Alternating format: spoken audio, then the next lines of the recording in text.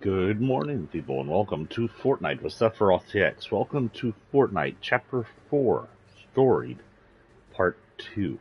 If you remember, we did this a while ago. What we'll do is we'll play quests or whatever, and while we play and stuff, we'll be talking about and trying to mend together the kind of broken storyline of Chapter 4 into something more collective and cognitive to see how Chapter 1 matches to, Season 1 matches to Season 2, how Season 2 can match to Season 3 when we get there, and then when everything is wrapped up, how everything related together.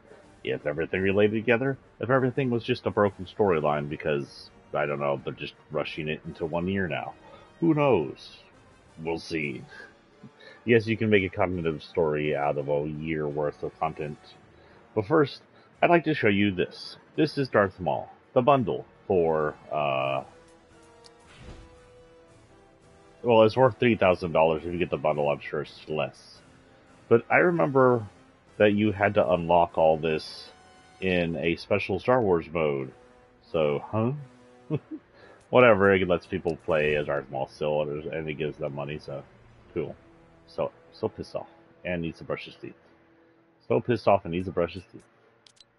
So we're gonna go ahead and get in this real quick after one little talk. I saw floating around the rumor mill online on Twitter and Facebook, and I posted this video on my Facebook followers, that GTA 6 from Rockstar would cost a base value of $160. That is a video game that will definitely have microtransactions later because their online content will cost us a little more than a fifth of the price of the actual PS5. No game, no matter how good, no matter how long, no matter how hard they worked at it, is worth a base value of $150. Games need to learn their place. They can't go over $60, $70. To go in that high for a game is ridiculous. I'm talking about that game better have 2 billion hours worth of content somehow crammed in enough space that'll fit on the freaking machines. But honestly, no. If GTA 5 is $150, I'm not playing GTA. I'm sorry, GTA 6. GTA 6 is $150. I'm not playing GTA 6 at least until it's down to a much more reasonable price. So these video game people need to figure out who they're making video games for. Everyone or for rich shits. Because honestly, it's becoming to the point we can't afford it. Sony has made it to where their subscription fees are $80, and I'm at the edge of canceling my subscription to Sony because I can't afford 3 subscriptions when 2 of them are like $50, $40, and one of them's almost $100. Sony, why is your subscription $80? For what is it worth that? Nothing. You don't give me anything more than the Xbox gives me or the Nintendo gives me, other than maybe some Fortnite costumes. That's it. That is literally the extra shit you give me. You don't work better than Xbox or Nintendo's fees. Honestly, paying you Nintendo and Xbox the fee in the first place to use the internet, I already pay AT&T a ridiculous amount for, is kind of theft. It's really crooked, and it should have never been done. And yes, it was started by Xbox, but $80 is shit, and $150 for a video game is shit. So it's becoming to where at some point we're not going to be able to afford to play games, and it's only going to be for rich people, and then the gaming industry dies. Who's all crooked gaming devs and corporations, I guess. That said, now we'll get into the storyline stuff of it. Let me whip out. Now, I'm going to be into my notes here, so I will not be able to see your chat off screen. So if you chat at me, please, and I don't see it and don't react to you, please feel free to chat at me again, because I will be like, and I'm going to see it for my notes. My notes. Oh, that's right, it's not in my freaking notes. It's in my Facebook.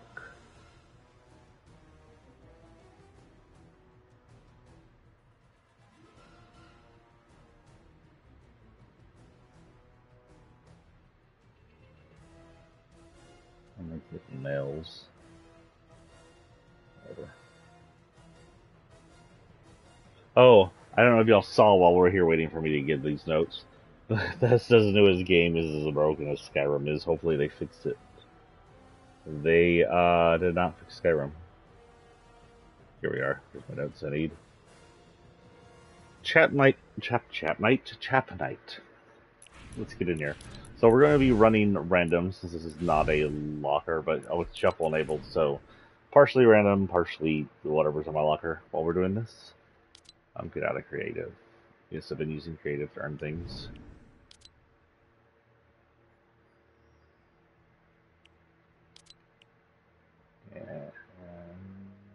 Yeah, I played this, by the way. I might show you all that later. We do not have a full-on scheduling limit today. We're just trying to get the end of things.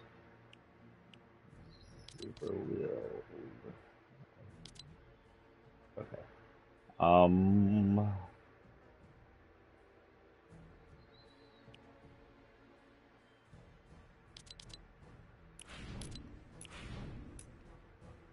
I'm assuming Zero Build doesn't have solos. Yeah, darn. I literally like having solos for Zero Build.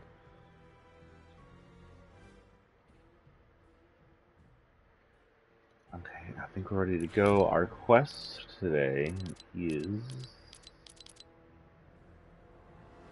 Weekly's quests start over tomorrow. We need to hire characters in different matches, so we'll have to find characters. We did that yesterday. Did we not hire someone? Oh, it was right. We failed at hiring someone because I'm a dumb butt.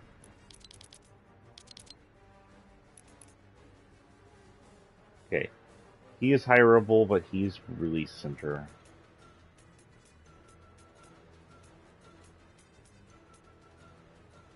He's hireable, he's a little less center. He is hireable, he is way off to the side. And she's hireable, she's right there. So we're going to try different people. Let's try these three. No one's kind of going to be in a difficult spot. So we're going to hit Breakwater Bay. Hope not too many people are landing there still. And get a hire for our Rhino dude. We don't even care if we finish the match. Chapter 4, Season 4, Fortnite Story Cleanup, Part 2. What can the events and skins of the chapter now or the final season tell us?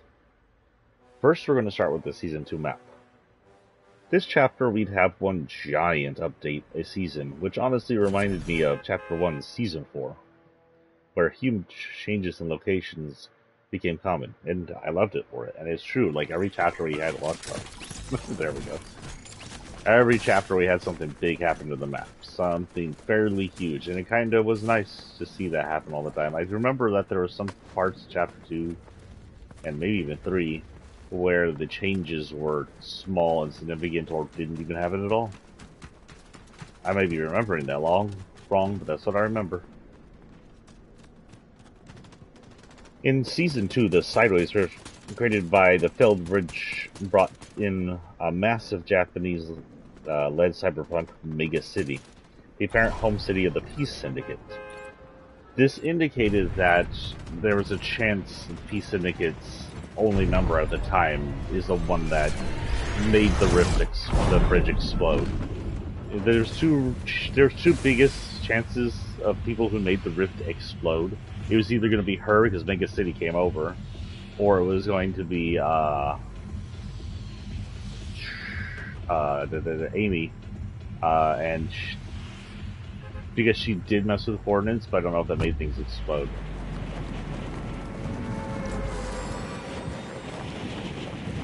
I do have a question though. If Amy went to a place, it was a safe place, the bridge was open, and that is the place Mega City was rifted from, does that mean the 7's in her place? I'm doing well today. Thank you, 343. Hello and good morning. Okay, we'll continue here in the morning. Let's see if we can get Mr. Shark Boy.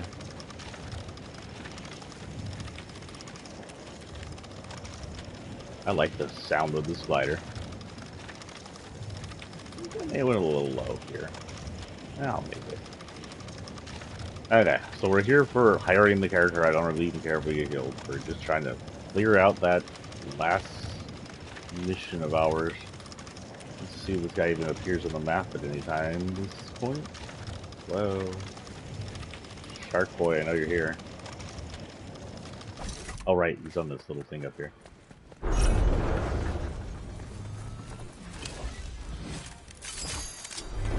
I guess I could friggin' bought a shotgun from him. Am I low on money? How did I get so low on money?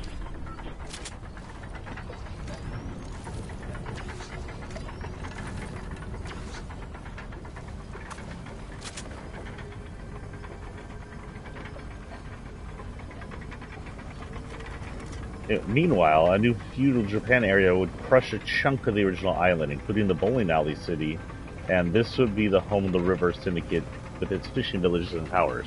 I remember that while I had streamed during that time, I had debated on whether these Japanese architecture had come in with Mega City or had come in a different way. And I've decided that it had to come in the same way the rest of the island came in because it crushed things. If you go over to where that one city was, the one that was half modern and half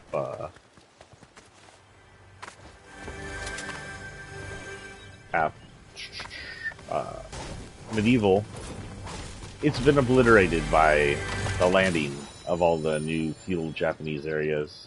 Nah, thermal. Oh, okay. I haven't got to play with that. This will be interesting. It's called Shield Breaker, so it should break shields. We're also here grind XP. If I run out of when I run out of quests, if I'm still doing this, we'll I don't know, we'll run random team rumbles or some shit. I like how glowy it is. You in the water?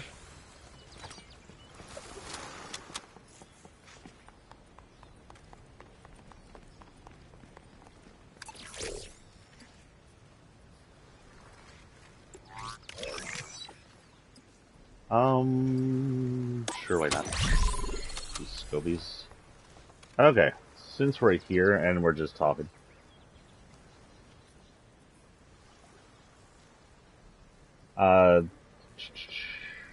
This would be the home of the River Syndicate fishing. Oh, we already said that.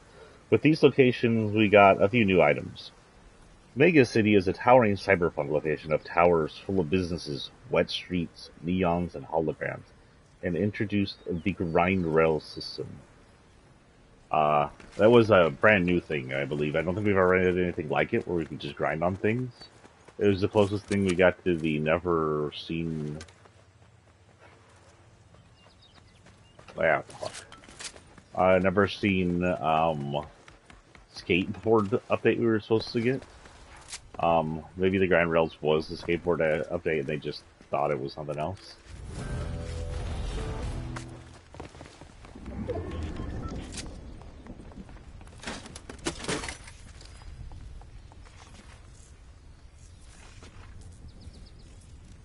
Yes I can. I don't have any purchases anytime soon, but I'm waiting on something new until they show up. But you are definitely on my list now. Are you already on my list? You may have already been on my list. But yes, you are on my list. That reminds me, we'll take a pause here, guys. I have a thing I do as a small-time streamer that if you want to, you can get in my list. I have... oh shoot, it's the beginning of September. I'm starting over. Good timing, CVV. I have one person in my list now. Oh. I completely forgot it was a new month. So I only have CVV in my list right now, but if I'll take up to 10 people and rotate them as I shop in the store. I used everybody last month, all 2-ish people that were in there. So I emptied out the thing, and now CBD is the only one in there, but I'll take up to 10 people. I'll rotate them as time goes on and I purchase stuff from the store. Oh, looks like someone stole something. So I have a question. Do y'all think that moon is breakable while we're here?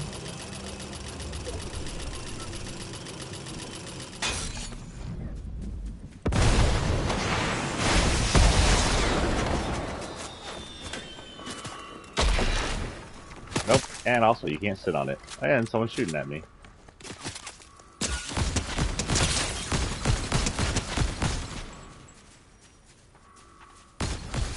I'll mess with the scope master.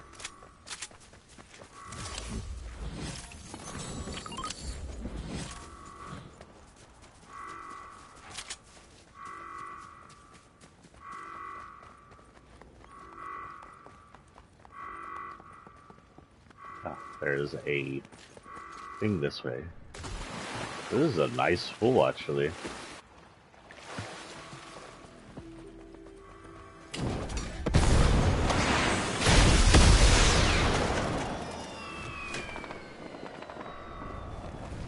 Oh, I missed it.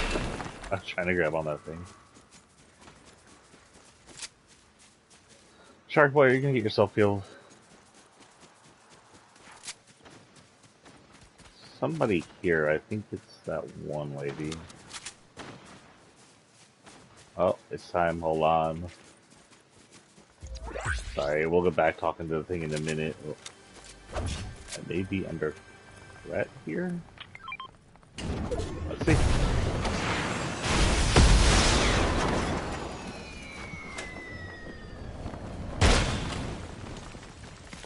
I don't see any threats.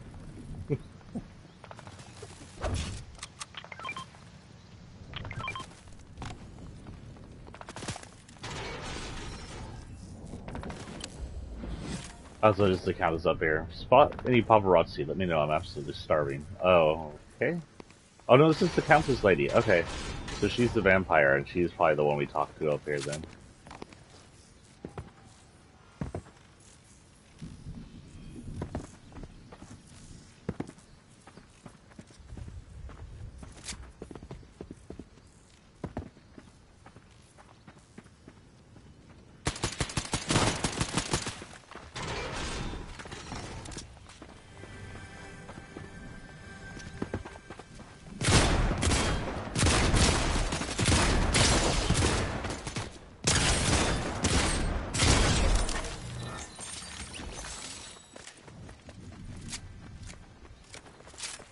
Oh, frick, you scared the shit out of me. How did you get over there?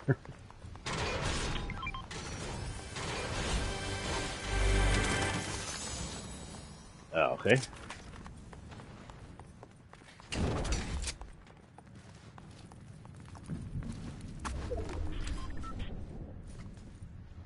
Oh.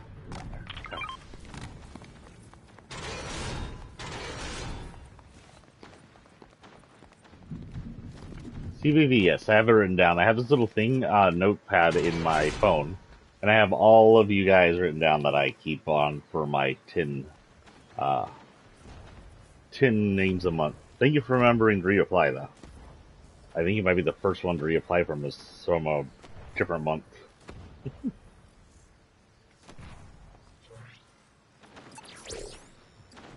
Okay, back to storyline while we let these people shoot each other. Mega Tower was also the home of the sushi chef that ran a crime syndicate known as the Peace Syndicate. Honestly, I don't know what kind of crimes the Peace Syndicate is into. Something about the Peace Syndicate as a name doesn't make me think they're running chaos to town. But Syndicate indicates they are a crime. The first time we heard about the Peace Syndicate was Chapter 3. Probably not. Oh, I should have steady hands. Darn, I wish I could take it back. I forgot I came over here for... Ah, there we go. That's what I wanted to do.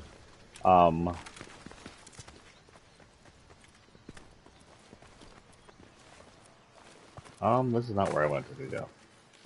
On the wrong side. Is it inside? Oh, keep doing it. We need it in there. Sniper, sticky grenade launcher, this thing purple, why not? This, save the rest, I guess.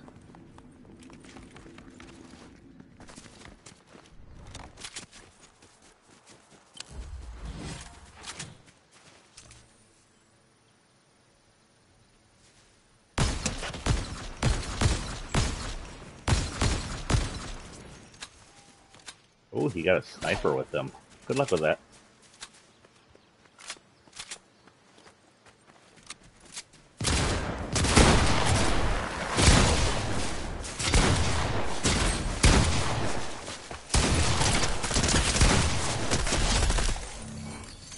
And eat me. And I have the perfect, no, not the rocket ram, this thing.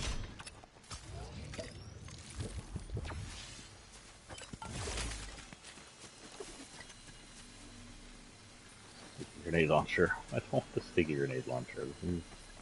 Meh, but just the wait, sticky grenade launcher. Hold on here. Is this kinetic grenades or explosive grenades? I guess we'll find out.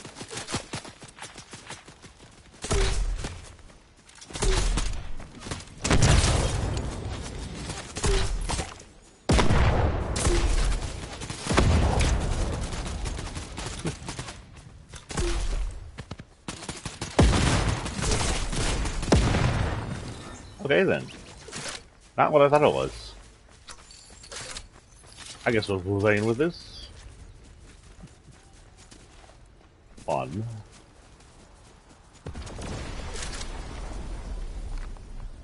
Are we like in the center of the map or some shit? We are in the center of the map. What is going on here? I know that'll help.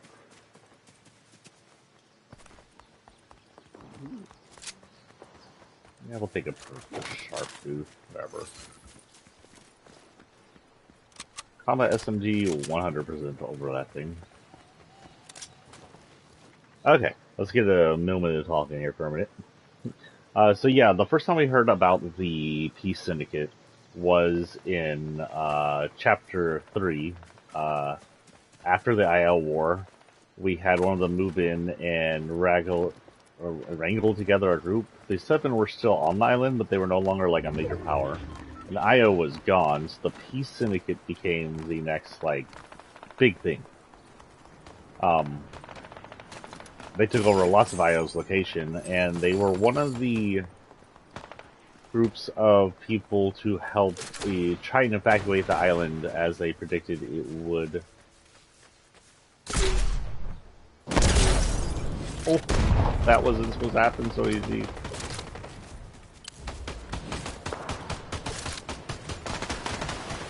I hope that jump scared him.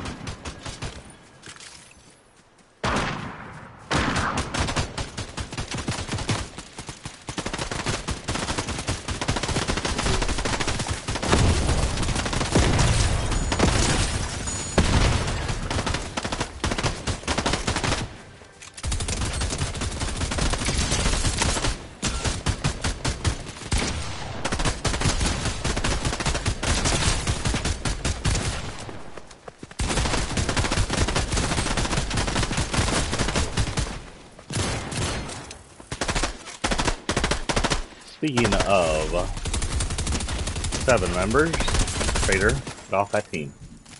Still very interested in why they joined up with them.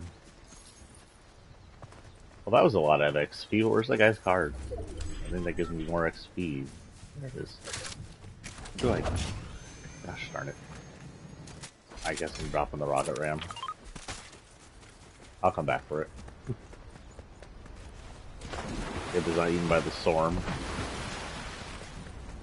I guess I don't need it. Finding someone?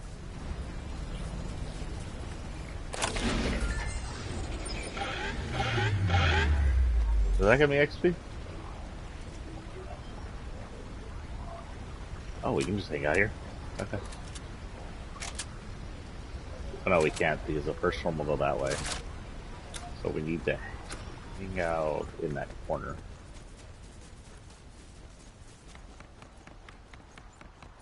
Yeah, I'd totally build 2 if we want no builds.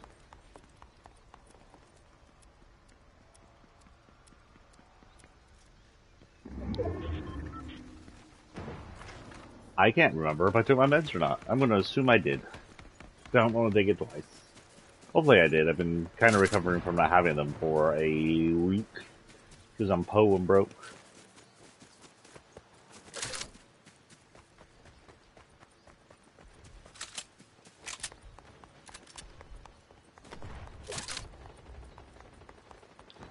This is the cross where we'll be safe for like an entire storm.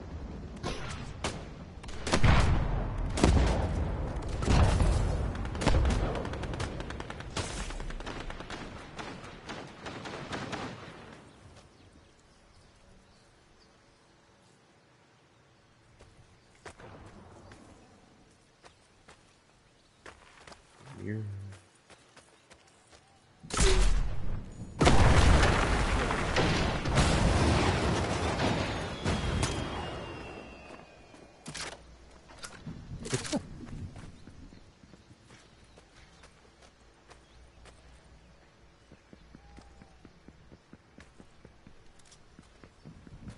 Rhino, I'm in sneaking mode. Why are you running around like a dumb dog? Oh my god, I could just sit here all day.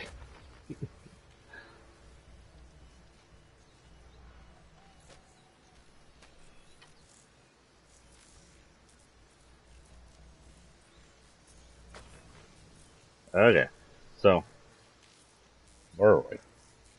Steamy Springs was one of the new locations in Fuel Japan. It was an awfully close name to some other ones. Like we've had Steamy Stacks, we've had Springs areas, Salty Springs.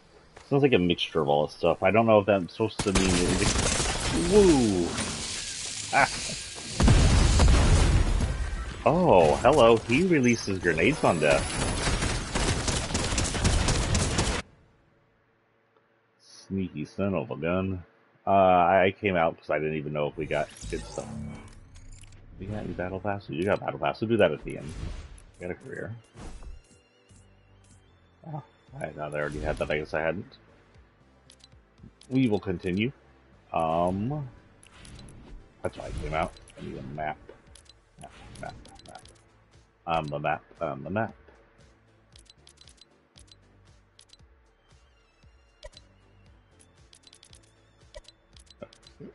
Freaking hell. Get into progression, go to characters, and we will next go to this dude, who is right here in the middle of creepy compound. Oh boy. That won't be busy. Actually, no, it may not be busy, since it's last season. Hello, rat lady. You're cute. This is, Steamy Springs location. It had a little volcanic area all around it that just kind of pushed up Sulphur Springs. The Sulphur Springs would be an official nod to Zelda, actually. Because if you sat in the springs, you would heal. And the only other game I know that heals you with hot springs is both Breath of the Wild and Tears of the Kingdom. And Tears of the Kingdom direct sequel to that. It kept that. The springs were, of course, in Zelda around the volcanic area for Gorons. And the Gorons would hold healing hot springs. This would lead Steamy Springs itself to look like a kind of springs resort. There are pools in some of the springs where they, you could heal yourself. It was like a, either a resort with healing springs or a healing resort, like a hospital, but like not an official hospital, if that makes sense. So with healing powers, I guess you could be an official hospital. The next thing on the map was also in the Japanese area. It was Kenjutu Crossing. This was likely the River Syndicate, or River whatever their clan's lead location, a massive dojo-like mansion. It's that big one where you drop a whole bunch. And it always had like swords near it. It has 2 chests next to that suit in it. R.I.P. the swords, by the way. I kneel for the swords. And I kneel for the shockwave hammer. Let's hope they don't vault the rocket. Still fearing that.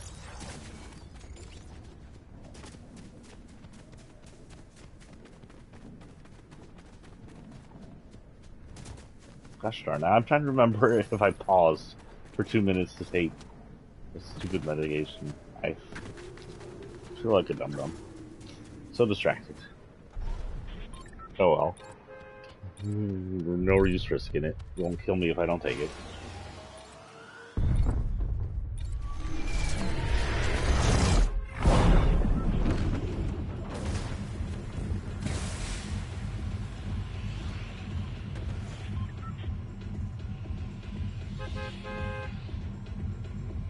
Let's go down and get this scab before we do anything else real quick. Straight down the Kuchuku, not Kuchuku Crossing. Holy crap, what's this place called? The Creek Gone Bound.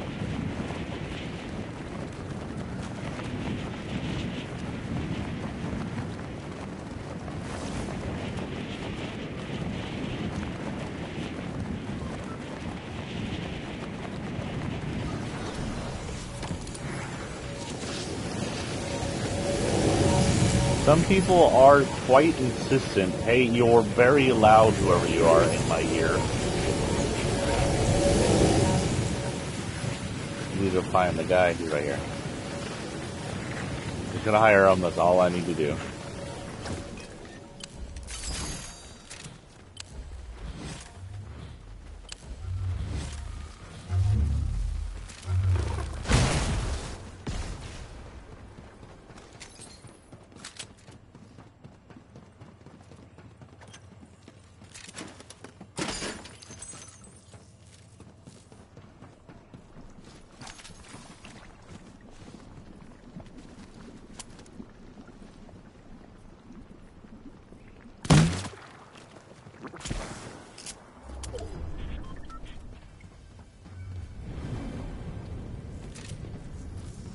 Right there. Over there.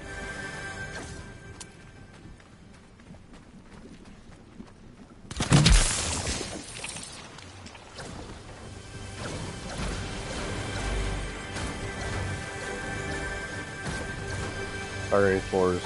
Destroying your shit. Okay, we got a shoddy. Pistol.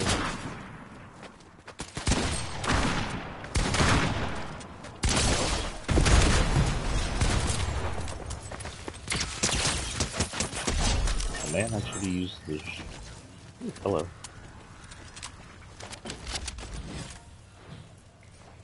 that you making that noise?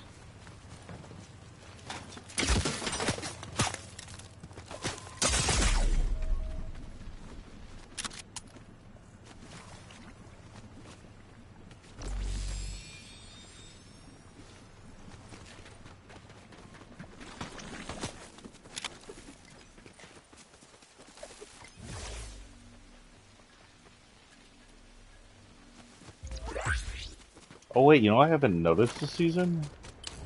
Are the bugs gone?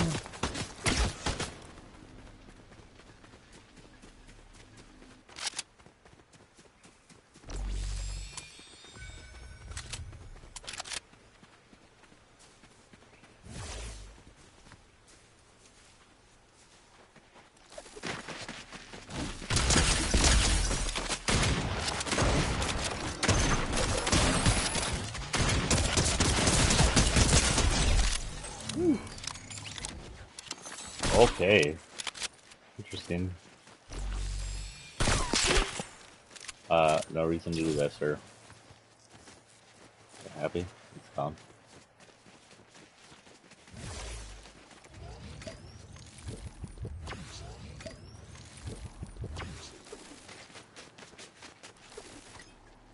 I like that little spin we do. These guys are, hello, go in the door. Good for...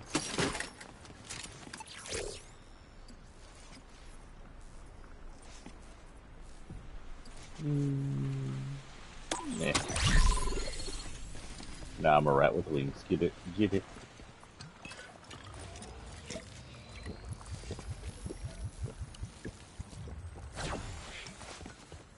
Give me a scan of the area, please.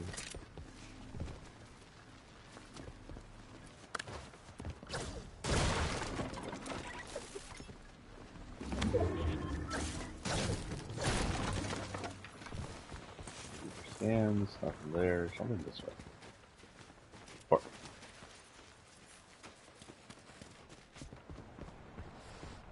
let's go ahead and talk a little more about our stuff we're supposed to be talking about. Did not mean to get in that good of a fight this early on. Let's see. We can do. Naughty Nets was a fishing island village surrounded by bamboo. It's actually a really quaint village. You'll find it over here. There's Kenjutu Crossing, Mega City. What is Mega City? What am I going on? Oh, this one has the key, or the key is out. I mean, that's over here. It's a little quaint little fishing village. You'll find a bunch of row buildings here. Some buildings just dotted throughout the area. Also dotted throughout this area. I'm inside the circle, right? Yeah, let's make it this.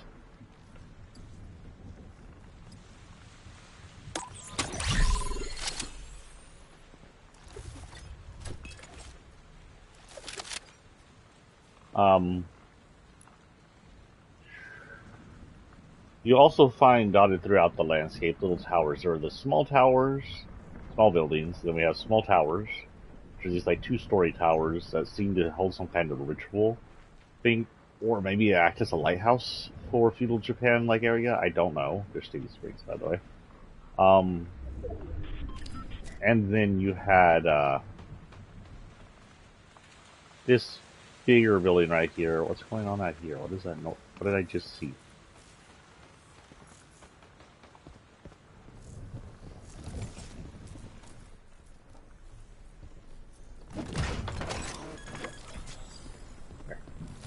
He can warn us if someone comes by. So for our characters, we had characters show up. First thing, we had characters on the maps. We had characters, so we didn't do map characters last week, which should be involved because there's some characters from old things that might be here for a reason. Some characters are here for a reason, some characters are here just to, Did you see drippage? Is your roof leaking, sir?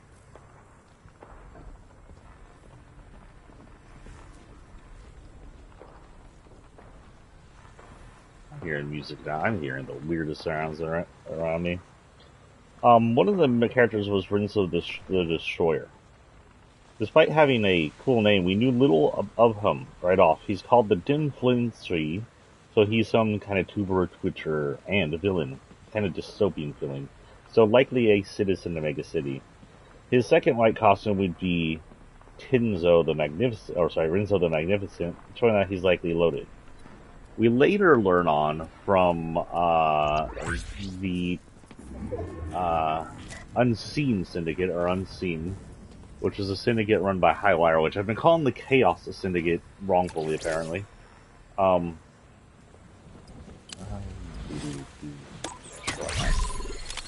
That our Doom Influencer was her second in command in the Unseen.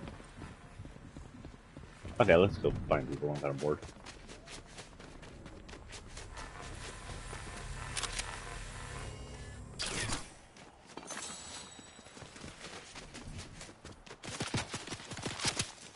He was firing at us.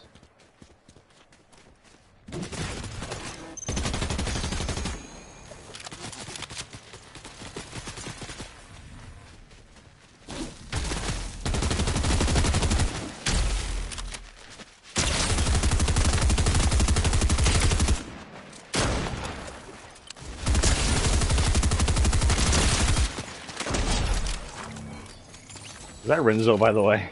We talk about him and he attacks us. What is the likeliness of that? Quickly. Who are you firing at?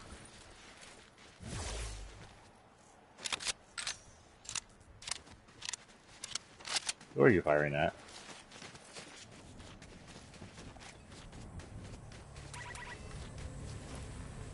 One with us.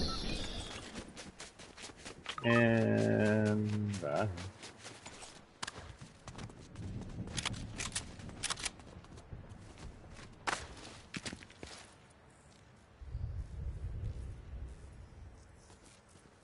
see anything, dude?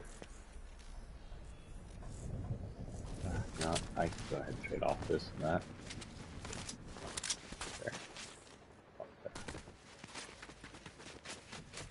There. Little paws in the snow.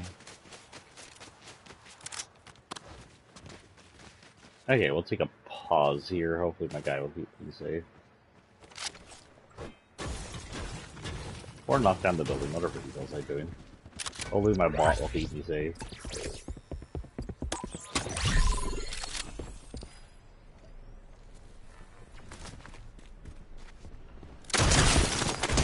Hello, sister. Did you not hear all the noise? Dude. Dude, you're in My way. Get out of the way, jackass.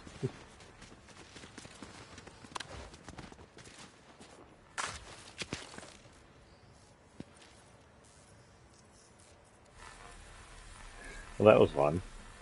Never know what you find sneaking around. Scare some person in the bathroom.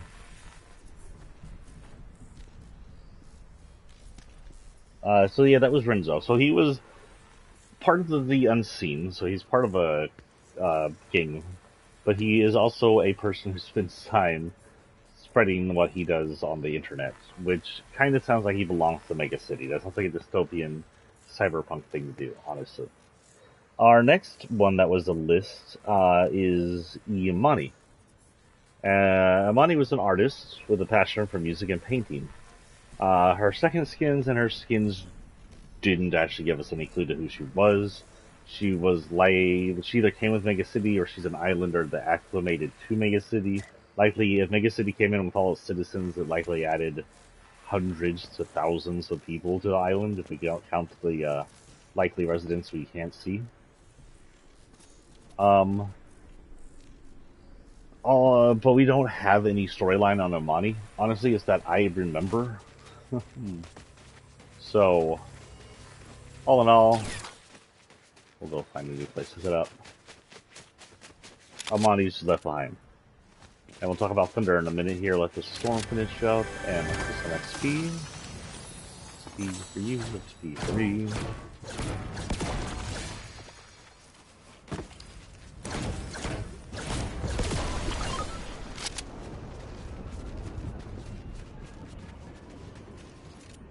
Star Wars nest, standing shit. XP over here. XP up there. Oops, there's XP in my underwear, sorry. Kind of rhyming somehow. Is there not a fucking box up here? Did he not show me a box up here? Am I blind? Oh, there it is.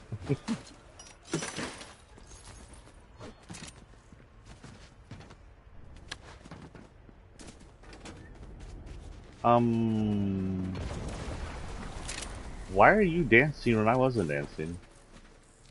Why did you just break out and dance? Don't give me attitude. Why did you break out and dance?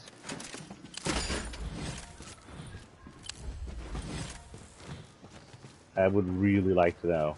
Okay, so we'll wait for storm number 2 to come down. 2, 3, 4, I don't know. Our next character is Thunder, and is the first, or the second story lender, but skin, but one of the bigger storied skin. Thunder was a multi-skin lizard and the leader of the Peace Syndicate for Mega, and a sushi chef. His original suit has a bit of MJ flair with the red jacket and the popped collar. His second skin has a calico cat coloring to it, indicating he can change colors of the skin, and a blue and white sushi chef outfit, which matches the chapter 1, I think, or chapter 2. I think it's chapter 1. Maybe they're from both. Sushi chefs with the white and blue coloring and the sushi outfits, indicating that those two might be from Mega City. Now, I was saying this earlier, and then I got distracted. There are some people who indicate this chapter might already be a reversal in time. When we put together the island after the destruction, some people predict that we somehow ended up at when the island was originally created, somehow reversing through time at the end of the island's existence. So not that we didn't save the 0 point, we created the first island. Now there's some things missing. First thing, of course, the second side of the island is missing, so we'd have to make that. And the massive ship in the middle of it, as well as the IL bridge tech, which all may be related, is missing. But there's a chance we're in the past, and there's a chance since we are from the future we can change the past. We'll see how that works and how that happens. And that would indicate that the island's existence itself is in a loop, which becomes a dangerous spot then, because at some point our epic people can go, hey, look, we're back at chapter 1. Now everything's a loop. Have fun. We're gone. Peace and out. Okay. Ooh, we have quite a way to travel. Come on, shark boy. Let's go find Lava Girl.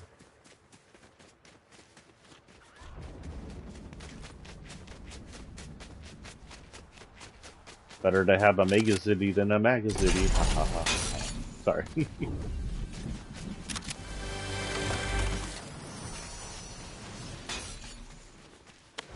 I'm so glad y'all can do that. I keep forgetting, and I'm like, oh my god, who's coming after me? And it's like, oh, it's just my guy.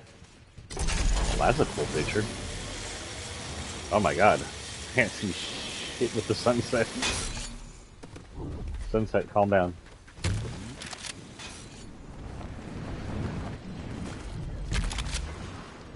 No, not the tree. Okay. Oh, my paws and my fur is wet now. Only up my ass. Gross. I'm gonna get a UTI. How about you don't do that?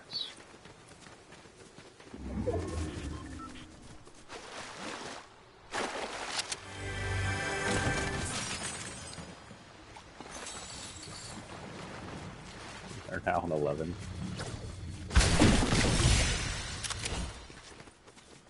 What is the quest? Horse is safe. It's slurp. Okay then. Oh, we're not actually in. Have vibrations going on my phone? No, nothing. I've been listening to Mr. Buffet lately. Since his passing, just kind of my version of ode to him, celebrating his music.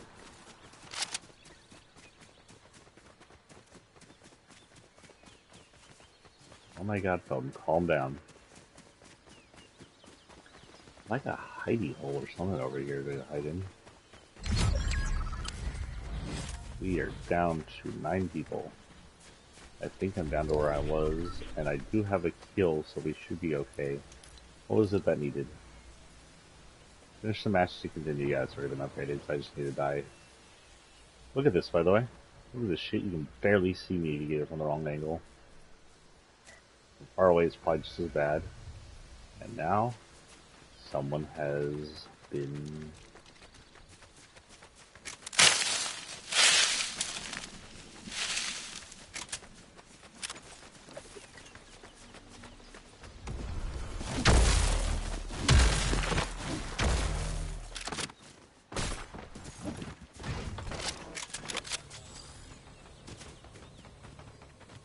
Where did he go?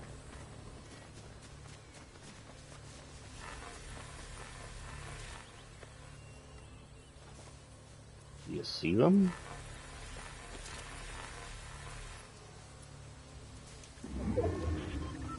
Hold on, guys. We're on play mode now.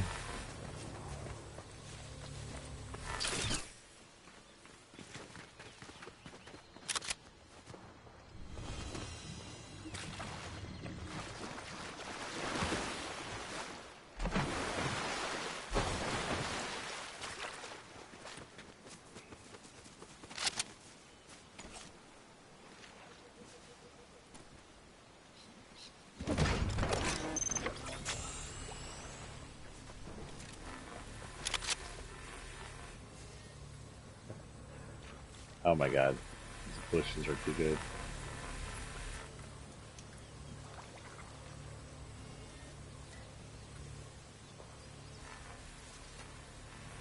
Luminaries? Okay. I know the storm's gonna be right on our ass.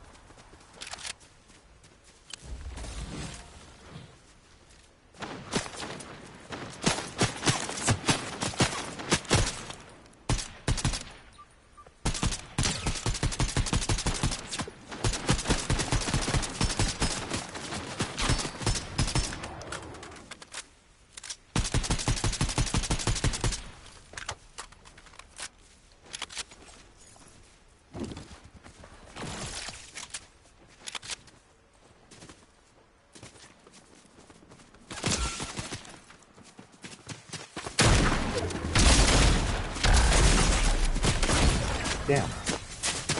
Golden.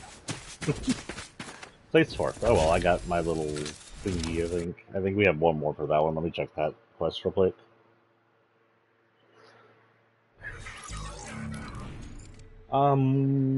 Remaining with 2 eliminations, top 30, 2 eliminations. Really? Oh, wait, did we get it then? Oh, we got it. Okay. We got our new llama. Llama is now green. Back to random. And enable shuffle. We have to get one more person, right? For our weekly. And that'll be the end of it until tomorrow. Again, I will be going on today and tomorrow and Friday, but Friday will be a little later. The next 2 days will be locker shirts. Just doing hours. Friday, I'd like to write a bit. Character interpretations. Oh my god. Go in there. Go over here. And we've hired those two. I don't think it really matters if we hire different people, but I just like to for the heck of it. Our next person to hire is, I don't know, on the beach? What the hell is she? Somewhere over here. It looks like we'll be visiting her using OG Jones from Chapter 2. I'd like to see if they release a Chapter 3 version of these skins. Did the Chapter 3 skins have different things? I don't remember. The Chapter... What do the Chapter now skins look like? Oh, this is the Chapter 3 skin. Okay. Is that any different than since the Chapter 2 skin? I don't know, honestly.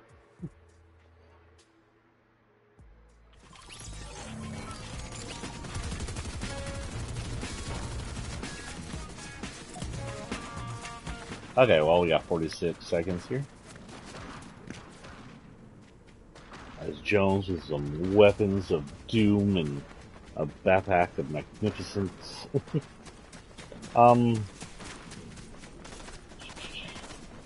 Mystica was our next in our battle pass. She was part of a species or group known as the luminaries. We knew that the Herald was a luminary. The Herald was a glowy plant green. And we know that the black guy from season 3 of this chapter, the Explorer, I can't remember his name off the top of my head because I'm got Swiss cheese for brains, was also luminary. He was less alien looking than these two, but he had the glowy parts on his fingers and some kind of glowy thing on his chest. Maybe luminaries power themselves up to look like the weird glowy plant creatures. Mystica was fabled as a famous survivor of something, but what? She's also the leader of the luminaries, but what did her and her people survive? Is she from Mega's world? Did she just come to the island on her own, being a survivor?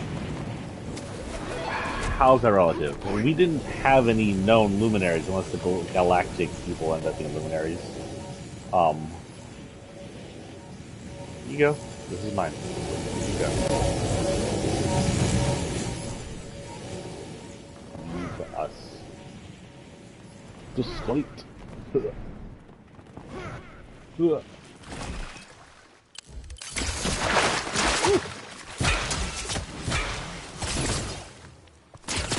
My god, good aim.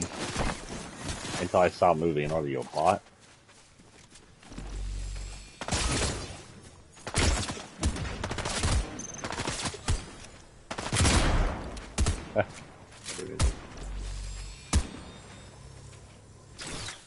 Hey, look, it's a crab.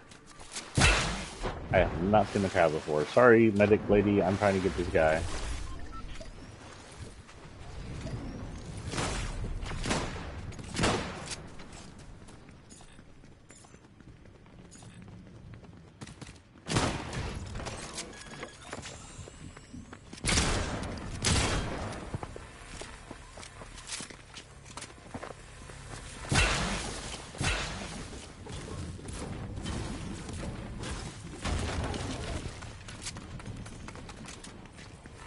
Where'd she go?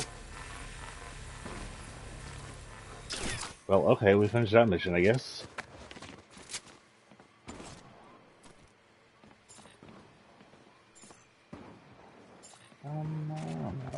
like right here, I guess. So look, we can turn off fire. Sitting around a campfire, sing our campfire song. Uh-oh. Nicktoons, no, actually not Nicktoons, it's WB that chases down people for... Sorry, late. You're doing that while I'm on the run.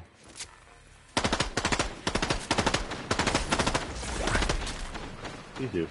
Don't do that.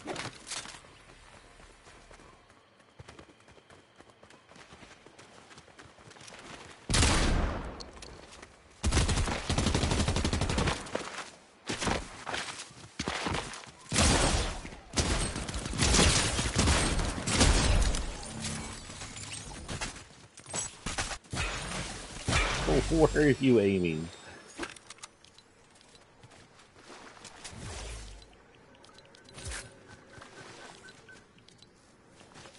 Oh, did I just lose my thing? Man. Oh, there he is.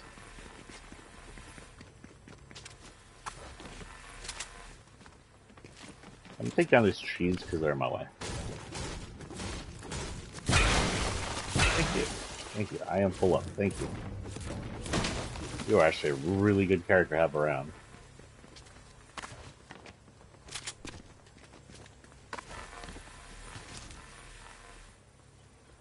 Anybody I can shoot.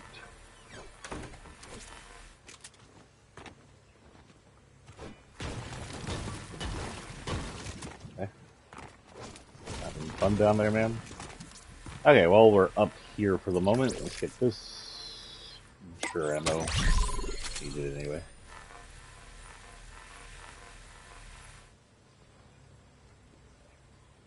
I would call this guy Jonesy. I guess since he's from the fourth, if he's from just like the second chapter, and he's lived like this since the second chapter, call him Jonesy the second. But if this is his fourth OG costume, he's now Jonesy the fourth. And this would be his first official costume on the fourth island, honestly.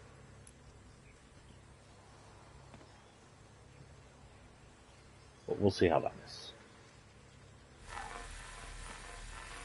I don't know if they've had different OG costumes every season, or if they stopped carrying after season 2. So yeah, Mystica. We don't know how she's related to either of the other luminaries, other than likely they were part of the same clan, or group, or gang, or whatever you want to call it. And they all seem to have similar species, or similar abilities. Sure, why not? That's good, Jonesy. I haven't been in Jonesy in forever. That sounded worse than I meant. Our next character was Stray, a Fox clanner and former River clanner. Has put the two factions in odds, indicating they either have some history pre-island or on island. Who is that?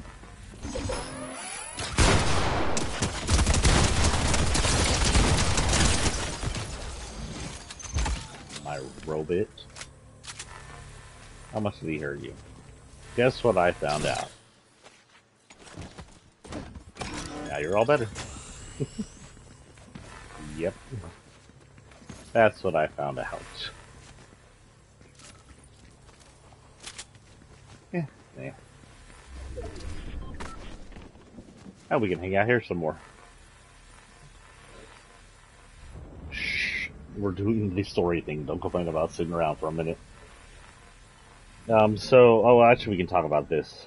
So, Fox Clan, if you don't remember, actually comes originally from Chapter 1. The very first Fox Clanner we are aware of is Drift. We don't know if Drift made the Fox Clan, or if Drift was inducted to members of the Fox Clan. Oops, someone set that off. Let's wait up here and see if someone comes out.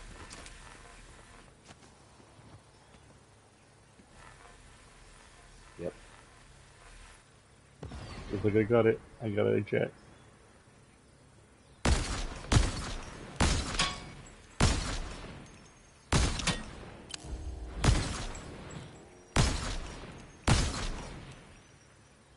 Why did he drift for the first time? One may know.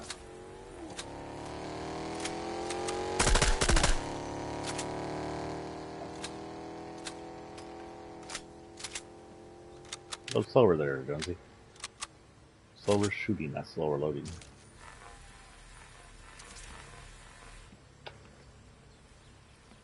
Are we in center again? No, we're not in center, but we're pretty close. Not either of those. Not either of those. Oh!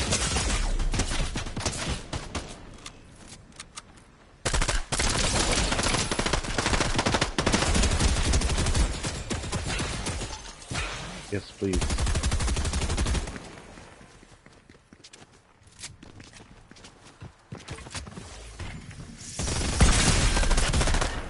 Man, he had charge shotgun. I heard that.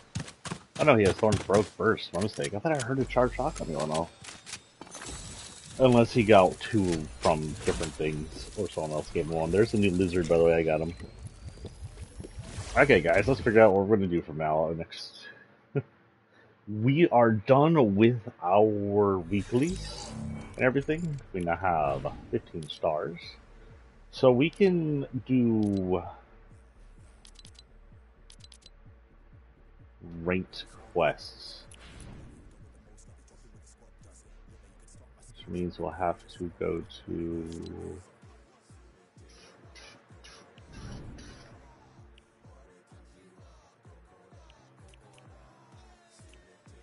I'll have to go to singles, ranked, chapter 4, season 4. I am on... I already was a rank. Am I only ranked on 0? Oh, I'm only ranked on 0. Whatever, that doesn't matter. I'm not here for the ranked things. I'm here. Wait, can I do this? And then... no fill. Yes! So we're gonna do duo 0 builds, no fills. Just so I can keep myself a rank for the hell of it. And we're going to try and finish whatever the hell they want us to do. As well as continue the storyline stuff. So yeah, that was the first time we saw the Fox clan. We don't have a full entire storyline for them, but they're the longest lasting clan out of these guys. And they've been with us forever. In fact, speaking of Drift, here's Vampire Drift. Who knew that? He's here because we have vampires this season. Say hi, Vampire Drift. It's kind of weird how you turn your mask into your face looks like your mask. See, my face is just white, just painted it to look like my mask. Don't judge. The clan, the Fox clan, seem to use technology and stealth, but also have this, what we call the Rift power. It could be connected to power, it could be related to the storm, we don't know. We believe he got it when he went through the rift from our world randomly when the 0 point was going crazy for some reason. But other than that, all we know, that's all we really know. Drift in, what, 4 or 5 members now? Including Stray. Now Stray, even though he is part of the River Clan, which should be given, and a prince of the River Clan and brother to the Queen, we should give him some kind of water river powers. Stray also has the rift powers, which means the rift powers can be gifted to them, or he got it in some other way. We don't know. Now, obviously, if you gain other powers, the rift powers stay with you, because we have Mr. Vamp Boy, and he's got some weird black powers leaking off of him, and some weird corruption all over his coat, but he is still charged with those rift powers. Yeah. Highwire is also now a story thing. Highwire is the leader of the Unseen, which we used to call the Chaos Syndicate. Kind of like the Chaos Syndicate. It made me think they were related to the Chaos Agent, but they're not. A ragtag group of... a possibly ragtag group of islanders, or possibly from Mega City, that deal in chaos. They're not bad guys, but they believe chaos is the way life should be lived, just randomly doing shit, messing shit up. They're criminals in the act that they do cry to be chaotic. They're as much likely to rob somebody as they are just to tag up an entire building for the heck of it. They aren't criminals because they want to be criminals. They're criminals because they want to be chaotic, and the chaotic things lead to crimes. The two main leaders of the Unseen are Highwire, the leader, and her second in command, Rinzo, which leads them to be the only Unseen that are faithful, that we are aware, and are still around. And one of the last regular skins is Mizuki, the Empress of the River Clan. And relative to Stray, she leads the River Clan. The River Clan were from the Feudal Japan area. And we don't know if the Fox Clan are from the Feudal Japan area that they were pulled out of, if the Fox Clan just happened to rift in there and they have history, or if their bad history extends from their time on this island. We don't know the time difference between Season 1 and Season 2. It's very difficult to say, because the one area was crashed in, one area was rifted in. If we wanted to guess, if the streets weren't rifted in by 0 Point, which looks like they may have due to some of the CGs, what is going on?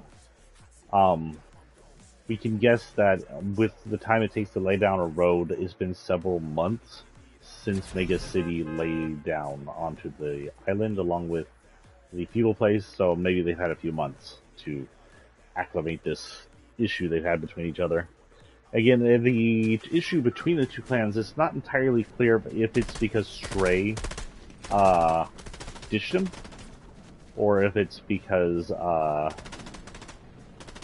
or if that has nothing to do with it. We don't know if she's mad at them because Stray is part of them, or Stray became part of them after the fact.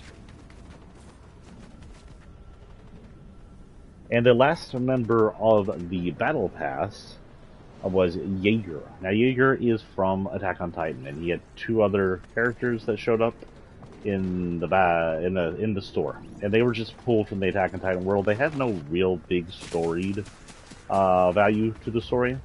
They did have a little part where you could attack Titan carve-outs and they brought over their movement gear, which was really good movement gear, by the way, or a needless silence for that movement gear.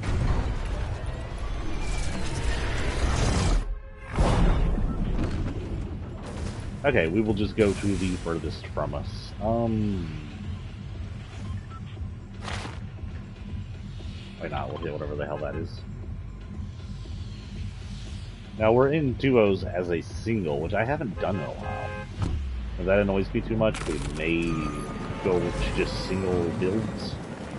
I like the zero build better. I have a rank in zero builds. I hate that there's no zero solo. Damage, 100 damage with shotguns or snipers. Okay, we can do that. Let's go a little lower. Okay, that should be good. This is Driftwalker's wings, by the way. They're obviously made almost of pure rift power. It seems like the rift power he has and the vampyric power may have mixed to create like this new power. It's kind of twitchy and corrupted rift power. Or energized vampyric shit? Who knows?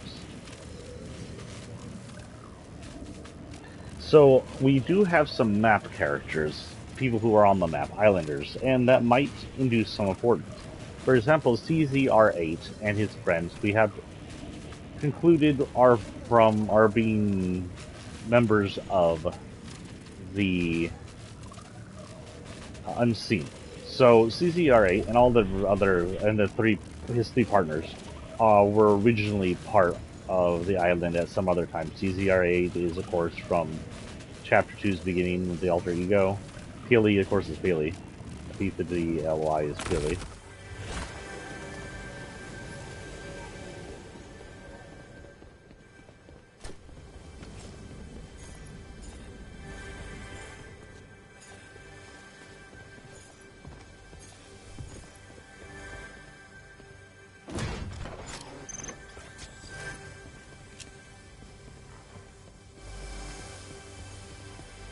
Oh, here. Here.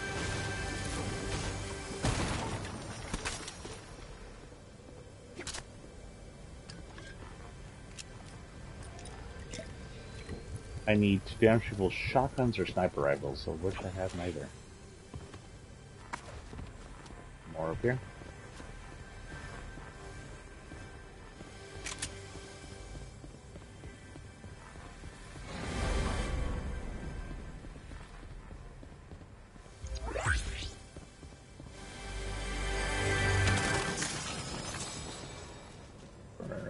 in a shotgun area. Yeah.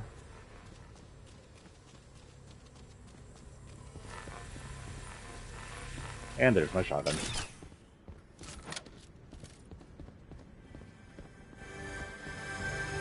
And there's the hidden chest I couldn't find. And there's the thermal, which we'll replace this with. Okay, while we're here. In fact, since we're doing that. Like that. This.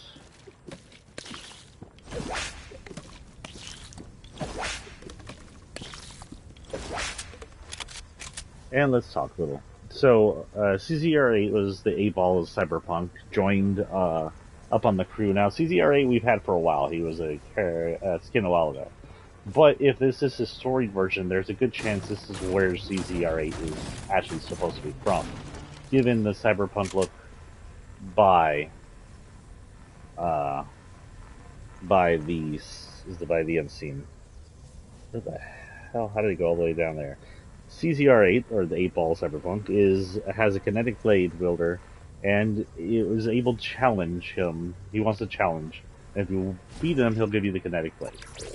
Oh yeah, and that's one of the big things, the big changes they had that season, was the kinetic blade.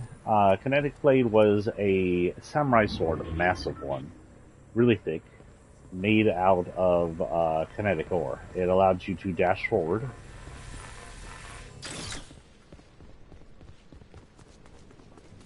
And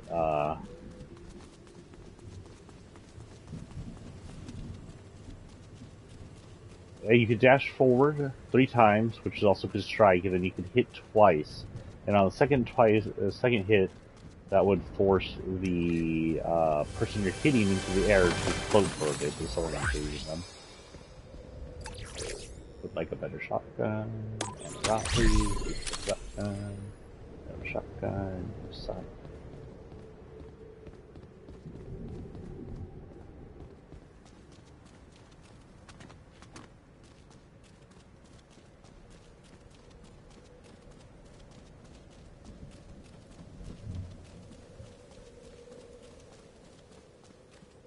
We're looking for the people who are here, but they're not here anymore.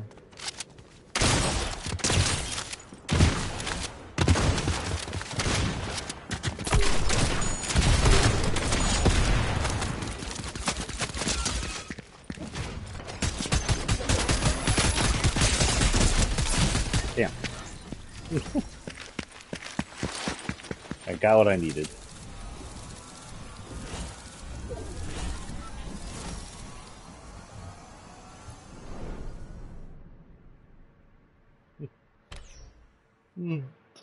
Yeah, I'm gonna find that annoying. We'll go to builds. I can finish it just as well on builds. Fortnite, bring back 0 solos. Come on. I'm not gonna make any ranks on there anyway.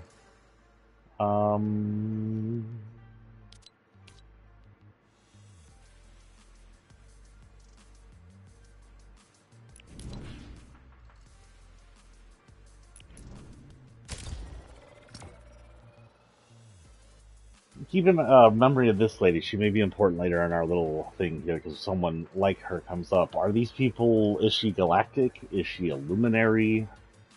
Are the galactic people, are the luminaries? Is that like their end game? Could the luminaries up in power, bring them into floaty, godlike beings? Was the Herald's attempt at Chrome an attempt at becoming such a godlike being that led her off a path? Got questions like that, and I don't know the answers to them. Tino, who was from the first season, is not on the map in season 2. He's either missing, dead because he was defeated, or moping in his castle, but you can't find him. Evie of the Peace Syndicate is found in Naughty Nets. We don't know why she's in Naughty Nets, other than she may be just scoping out the area, or trying to broker peace with the people, but she's there selling pistols and rifts. Garrison, which I believe is the type of Jonesy, sits in a tower at the peninsula we used to like that no longer exists, waiting to be hired. I love the black version of this one. Kind of looks like Drift Swords, honestly. that we just had. Garrison also sells shotguns. Long shot is hireable and sells storm antagonists can be found in Royal Ryan near Citadel. There are a lot of freaking, a lot of hireables, a lot of them, what do you call them, especially in mercenaries last season. Also, Garrison would sit in that place for the first, second, and third season. Mizuki is hanging out near the East Watchtower for some reason. We don't know what drew her out of Mega and why she's hanging out there. But she'll sell you a kinetic blade and she'll sell you a chug. And most likely she's there just scoping out the area, spread out, trying to figure out what's going on since she just arrived.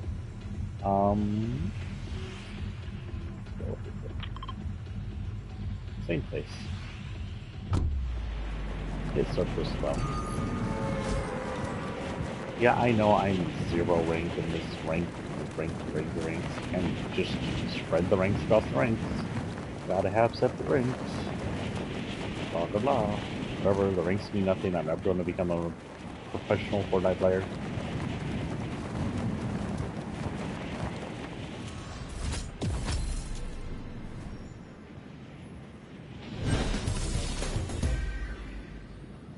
Okay, I did something.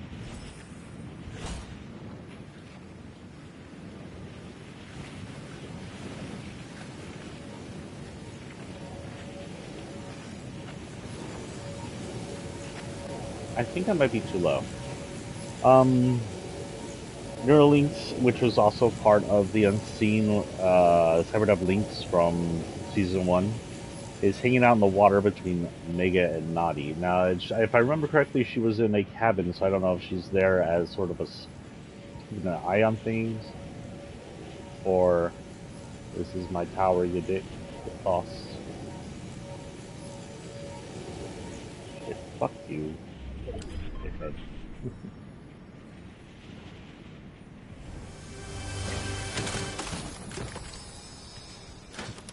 Altitude. With someone just because he wanted the tower I wanted. I was obviously going to take that tower, and he didn't even go for it. Ah. He was following me. Okay, we need to eliminate opponents with assault rifles or pistols. Oh, what do you know? We already got one. Oh, what do you know? We got an upgrade.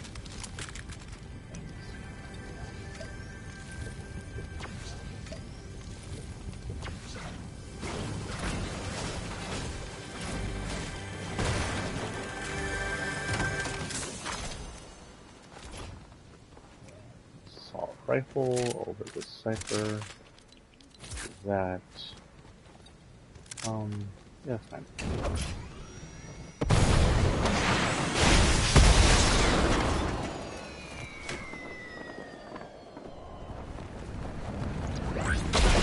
That did not go as far as I wanted it to go at all. I got out of that. Can I have pistol salvo? Or shotgun, the man over fire? I'm gonna do that.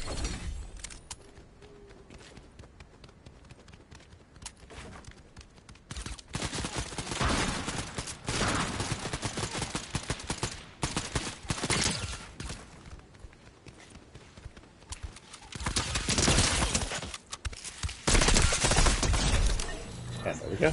That's what we needed.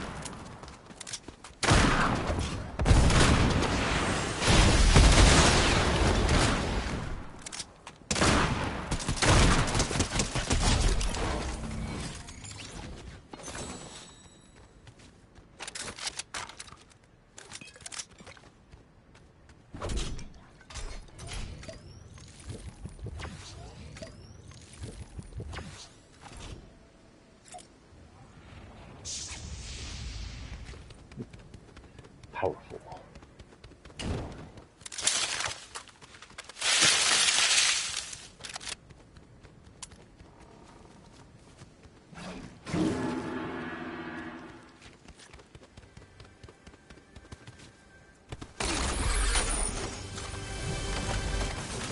Need to go up here first. I'll keep the purple pistol.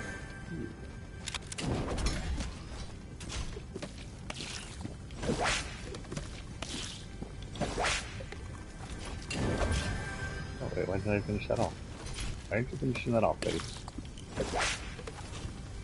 Okay. BB lightning, let's go down. I'm beginning to think that the galactic skins and the luminaries might be related. Just having that theory out there. Tell me if you think that could be a thing.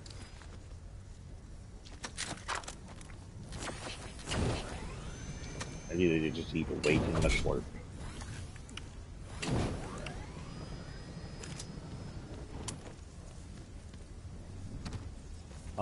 I guess we could hang out up there while we talk, once I finish my rank.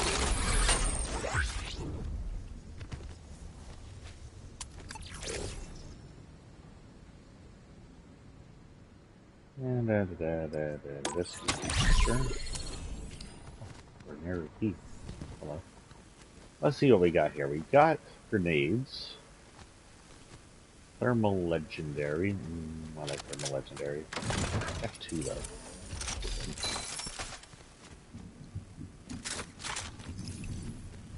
We've got the heist of accelerant or whatever.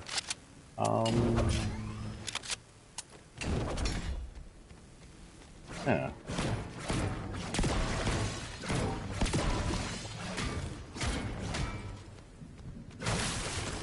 I think I'll replace this with a shotgun just because how trollish it is.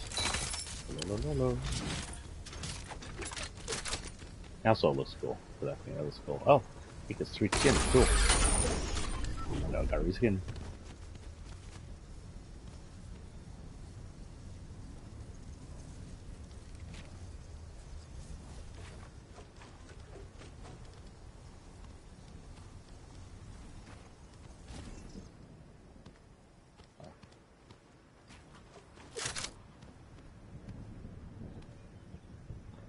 Okay, let's get back to what we're doing, or we'll be here all freaking day. Where are we at on time now? We're at 1 hour 30, and we're not even almost the way through it. PLE is near Anvil, which no longer exists by the way thanks to the collapse. The Polar Patroller Bear is from season 1 or 2, and appears on the Frozen Lake area. It's the first time we've seen him in a long time. I don't even know if he's ever even been on the map. But he's likely out there just hanging out in the cold area and liking it. Remedy from way back in Chapter 2-1 makes an appearance as a medic for hire. At the Spire location, it's kind of in the middle of the modern area, so it doesn't exist anymore either, but I don't think it does. But, oh no, it does. It's right here. This area. There's just this random place. So this was all modern area out here, and this just random ass Spire in the middle of nowhere.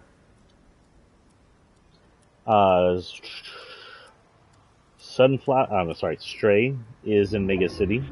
The Fox Clan member is probably not local to the Japanese locations as they rift in and out. Like most of the Fox Clan is just rifting in and out, and some of them are saying things like, oh no, we're here too early or something like that. But by blood, he's River Clan, so he belongs to the Japanese area that Mega City happened to land in the middle of. Sunflower, an old farmer, season 1 or 2, is at Frenzy over here working. I don't think she's there anymore. Since been taken over by a lot of her land was taken over by this area, and now her area is kind of the base for criminals. Thunder, the lead character, is found fishing and cooking up stuff. He's a sushi chef too, so I don't know what the fuck he's cooking. Teriyaki? Who knows? Teppanyaki, whatever that's called. But he's cooking something on a beach near some rock statues. I think it was somewhere around here, or somewhere in the Japanese areas. But don't ask me exactly where. Somewhere over here. Maybe. Triage Trooper Jones, another medic, can be found south of Lonely Labs, which no longer exists, in a place called Krusty Crates. I don't remember where Krusty Crates was supposed to be. I don't know if that was also taken out. And then Sludge, who I have no idea who that is, honestly, off the top of my head, could be found in Steamy Springs. Munitions could be found in Breakwater Bay. Insight, which was one of the sniper ladies, it said she was found inside this cold cavern that no longer exists up here, but I almost always found her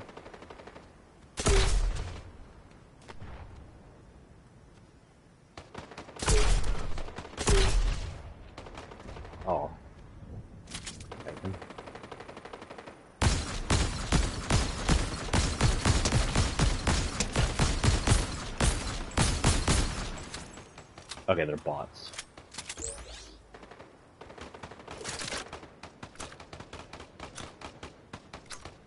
Let's go take them.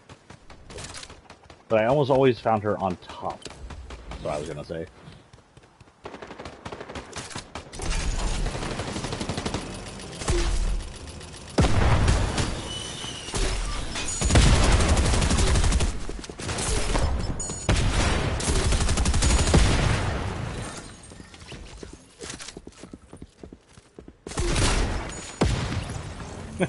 Thank you, bot. That was some good comedic relief right there.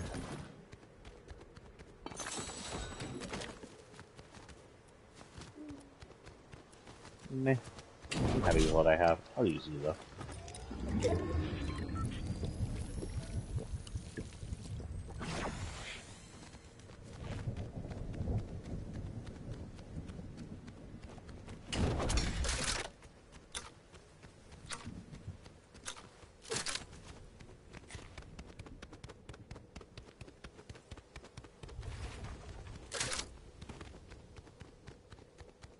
Guess we'll just see where the storm pushes us. Let's see if we can see anybody up here.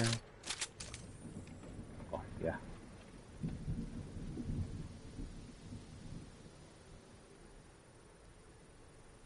Is that just to scare them?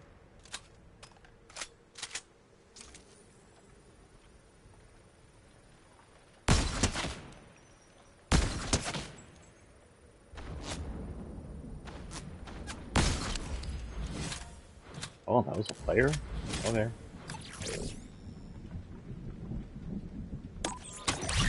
I don't want to piss this elbow, but I need ammo. Oh, we don't have a shotgun. I think this might be good. And then this for you.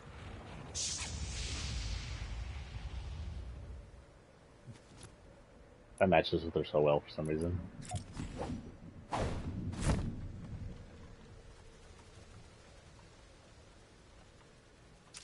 Anyway, anybody else up there? And I ran her off. I can't tell if the flag's been taken. Has the flag been taken? Do you see the flag from here? No. You'll see the flag can be taken. Or the storm comes down on us. Then we'll find a place. Oh, we'll chill by the flag. Why not?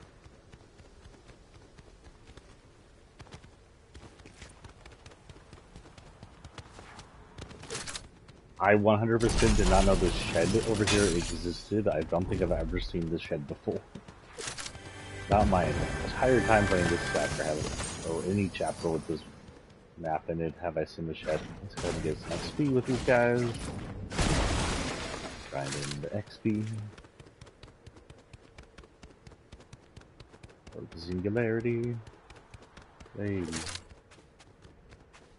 Okay. Yep. Not here.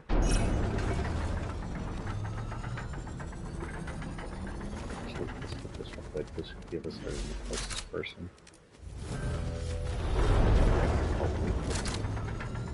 With that, we will. Oh god, the sun is blinding off the hands. So, what do we do?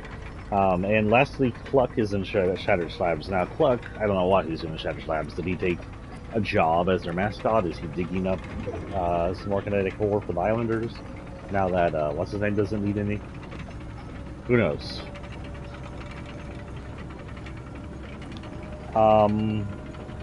So storyline thing. So Evie leaves us a message in an arcade machine. Evie's the leader, or not the leader, but the kind of second command of the Beast Syndicate.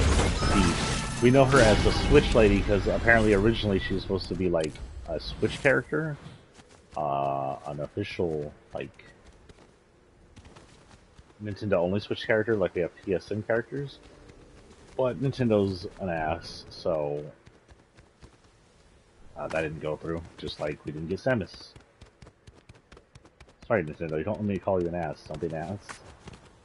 That's simple.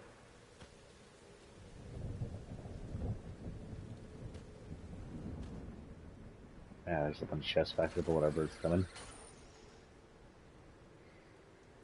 Here, people. Oh, I see people.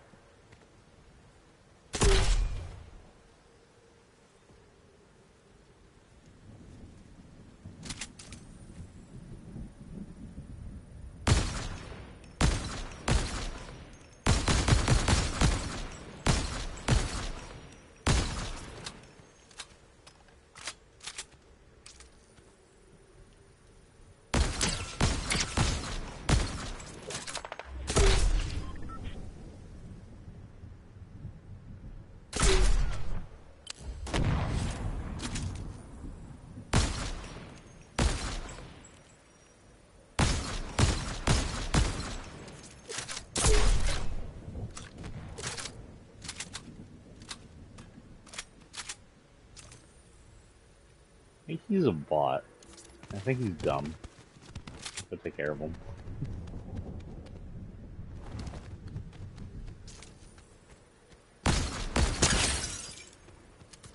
He's really dumb. I think this bot is broken.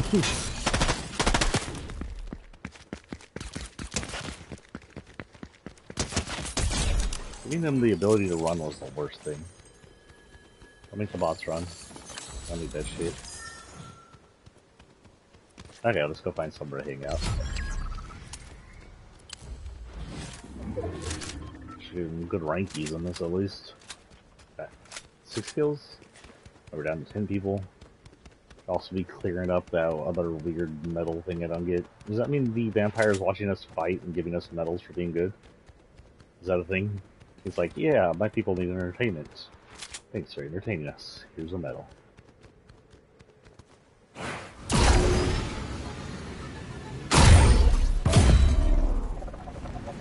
Well then, that's not where I meant to go.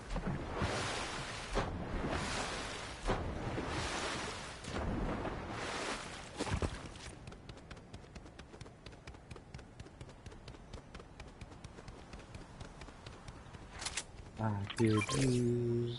I'm gonna awful up.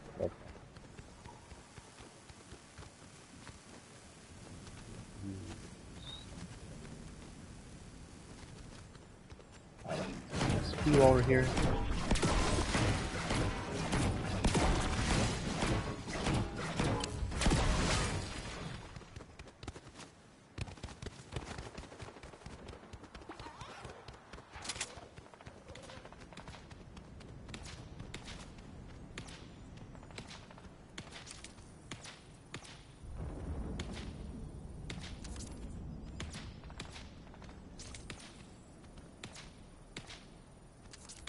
I believe that might be what's his name's cooking area. What am I hearing? Oh.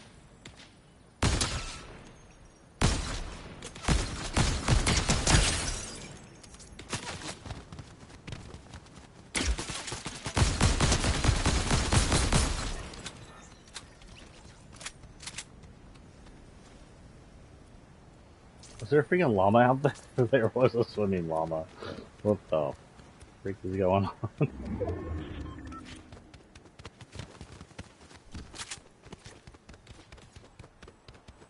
Headed to the lore of Fortnite is the mysterious shark llama, the shama. The swama? Wait, no, it's the shawama. It's not just a food, it's a creature of terror.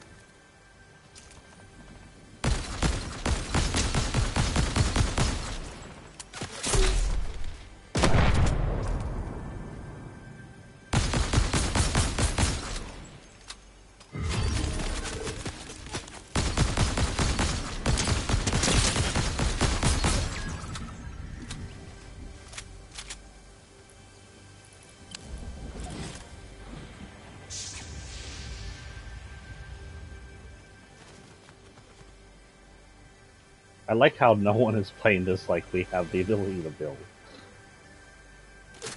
And that is this. No more of that. Let it over here.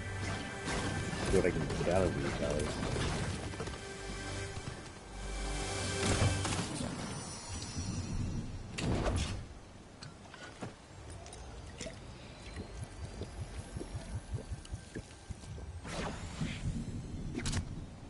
Nope, that's not what I want.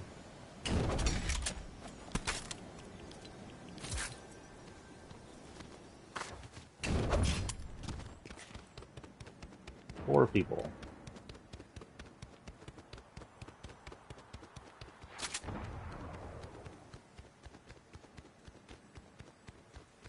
Seconds down.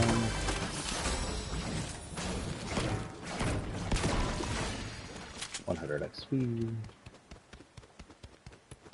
XP at rank 46, which isn't terrible. But you just kind of push it in since we only have 4. Wait, 8 weeks? No, it's 2.5 months, so 8 weeks.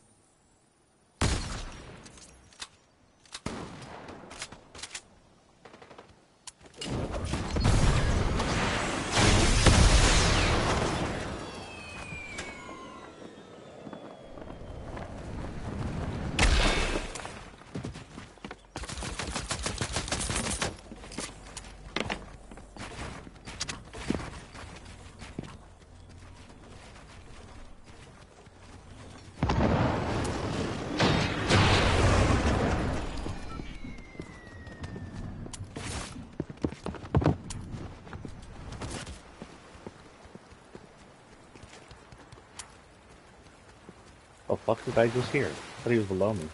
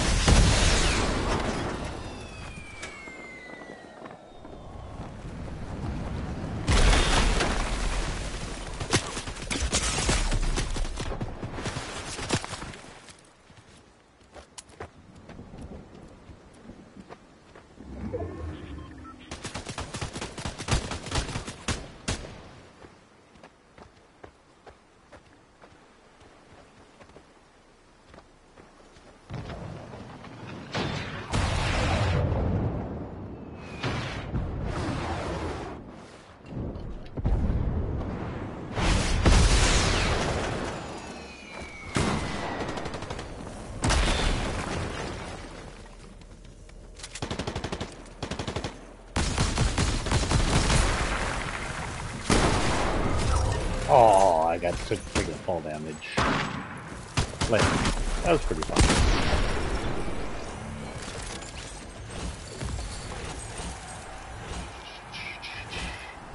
Battery! Sorry, that's not what I saw, but this is Metallica.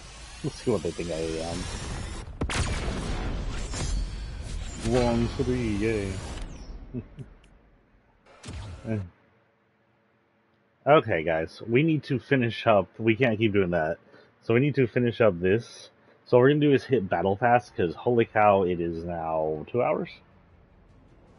Almost 2 hours. So we're going to hit, not Battle Pass, Team Rumble.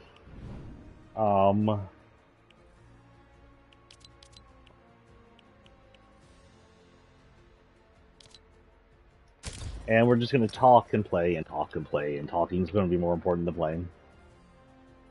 So Evie leaves us a message in Arcade Machine. She tells us that the Syndicate's Peace, Chaos, Peace, Unseen, River, and Luminary are at war, and she claims the war is being manipulated and hopes to weaken the island's social structure.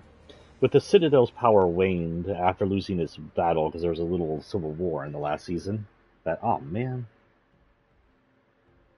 I just lost my place. That's fine. Go back. Where is it?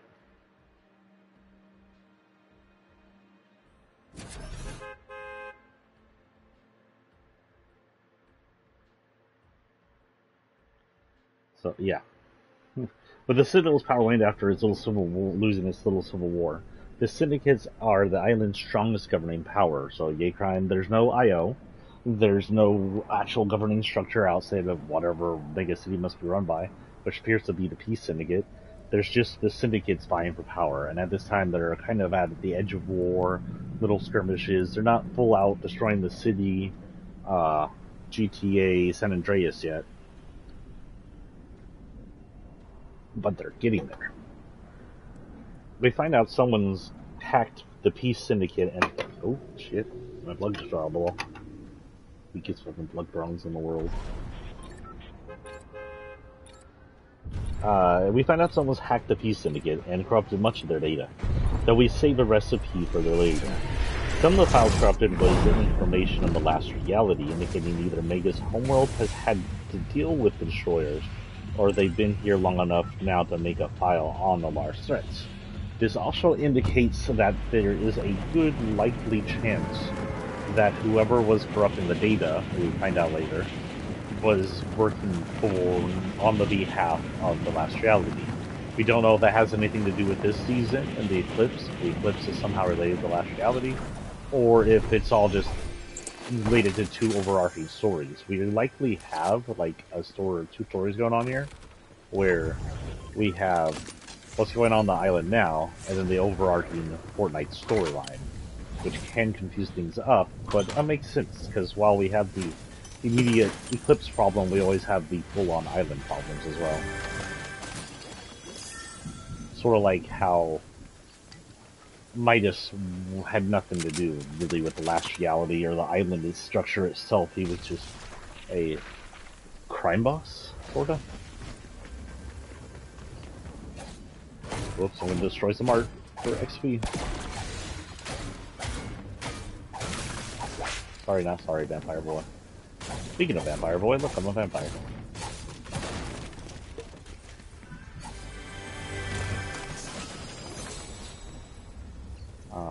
Sure, why not? Not do that, everything not do this.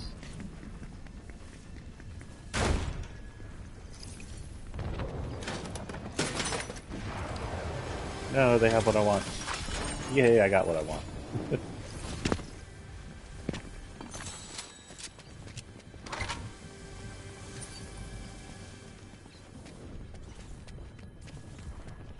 Oh no, he's one of me. Or not.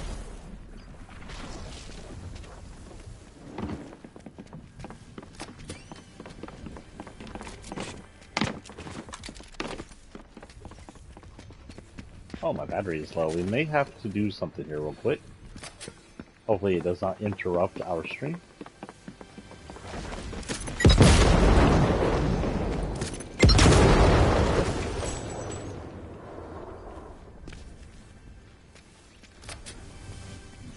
Oh, he died.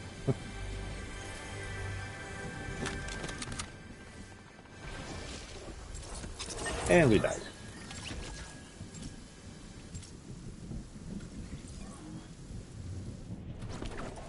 Vampire in the middle of Fortnite.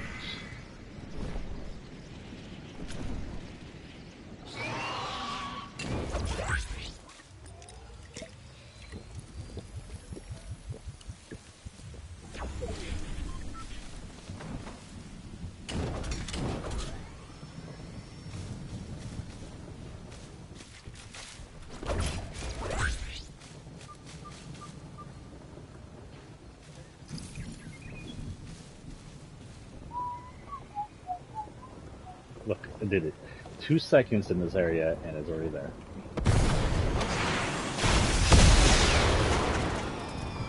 No, I missed.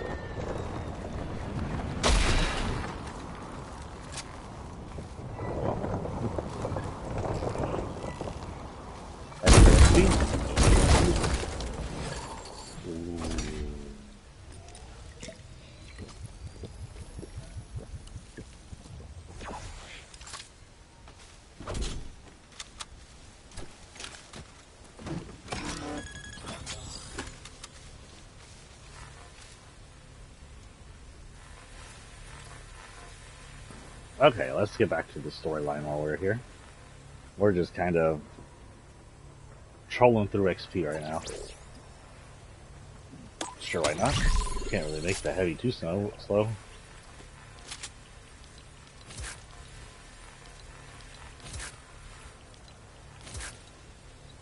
That. Do that. Okay. So...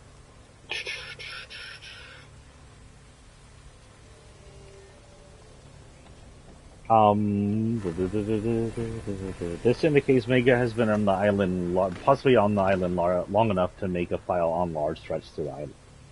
Triarch Knox. Introduced, he is part of the unseen syndicate of unknown origin. According to Livewire herself, he is somewhat related to the hacking and warns you not to meddle with the hacking. Treyarch Knox means three rulers in night, evening, or dark. Remember him because while he is also important to the storyline's ending, he is also mentioned in the next season. And maybe part of this overall season story arc, or maybe involved in more questions for the overall Fortnite storyline. Or maybe something that'll never be answered like everything else.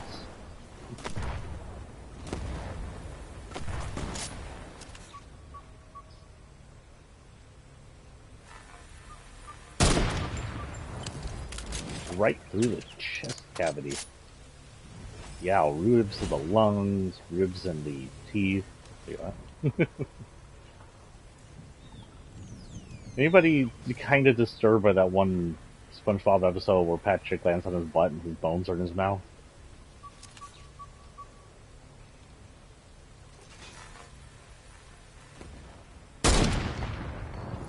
Ooh, I think you're sneaky.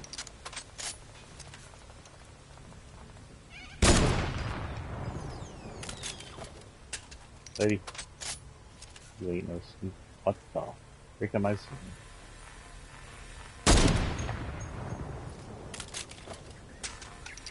Apparently she's out of my sight, but not her builds.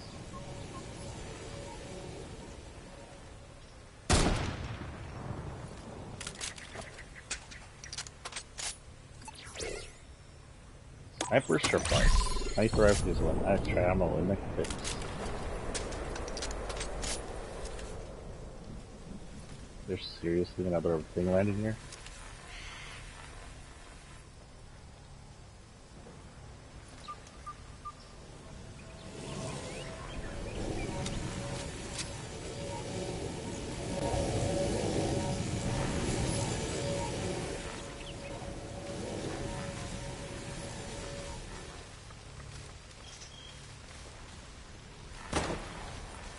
Okay. Well, that's we waited out. 4 of our weeks later, which may have been in-game months, the Peace Syndicate asks us to smooth waters between the River and Fox Clan. Up to now, the Fox Clan has been rifting in and out of the area for unknown reasons, leaving stray their only island ally. The strength of water... It's the strength of water... I'm sorry. It's strength and water versus stealth and tech. Exactly the back out. Oh.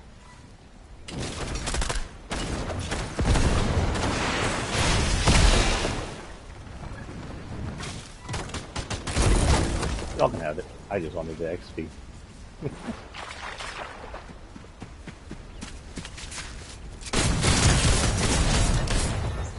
Are you serious? He doesn't even see me.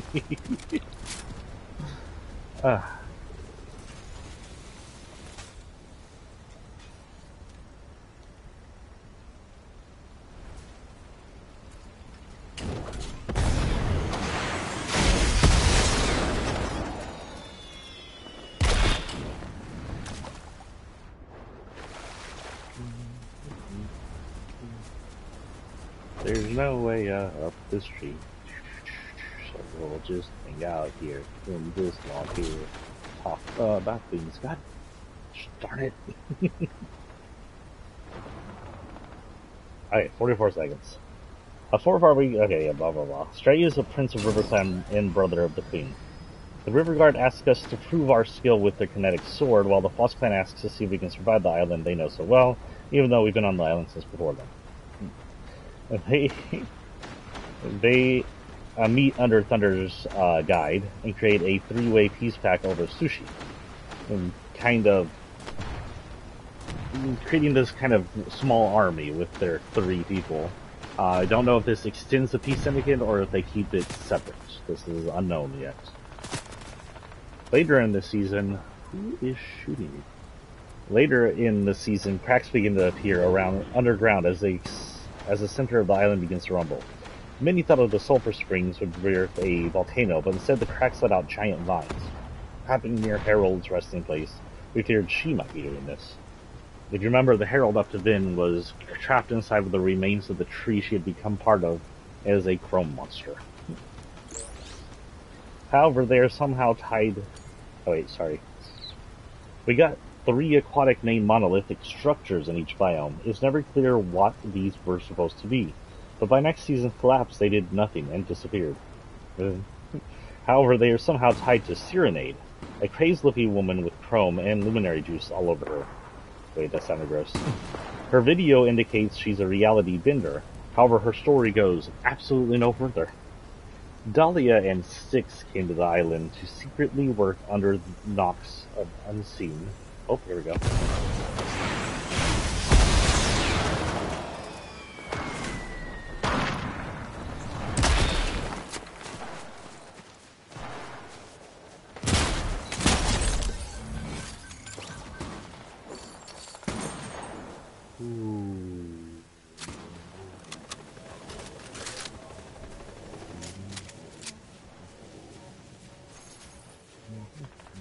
Gosh darn it, it's gonna be in my head forever.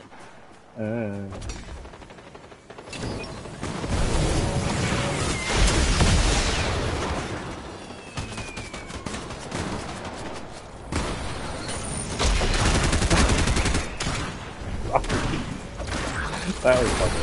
Just yeeted the fuck out of him.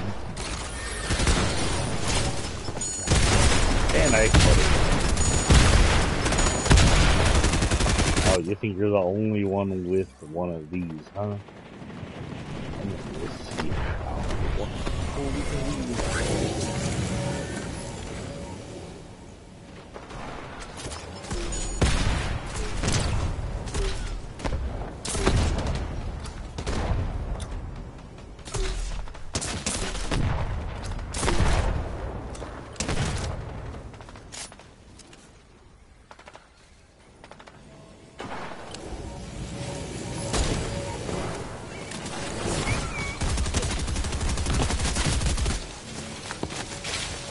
and I guess there's 4 more things that we're going to be distracted here for a minute.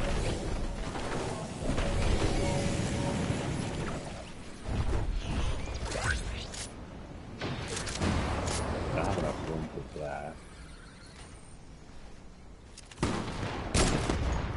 Oh, that was a terrible shot. Hell. Ammo fire. Storm Chaser, reduce the amount of stamina drained while it's tactical sprinting, and reduce further while in the storm. Ah, that's a new one. Yeah, I can't hit anything over here.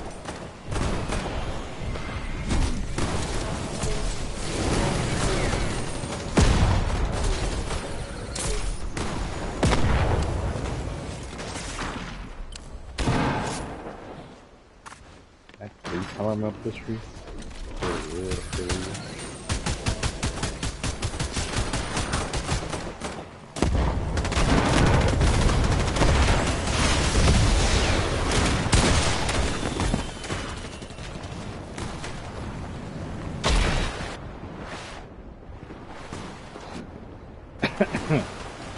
Chaos is fun.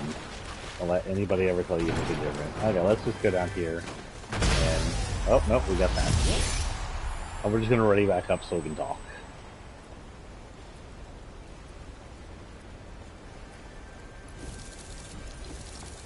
Ready back up into a new match. This will take us a minute. So Dahlia and Styx came to the island to secretly work under Knox of Unseen Syndicate. One was a cybernetic doll-like person, the second a man with a singularity in his chest. The black hole, not the person. I made a joke there, and I forgot what the joke was about. For a while, we'd know little, but they'd pop up as wanted people. Also, for Styx appears to be a different kind of person. We've seen people with black holes in their chest before, such as the new lady. Are they part of the luminary group, or are they part of something else? Are singularities just becoming sentient? What's going on there? Who knows?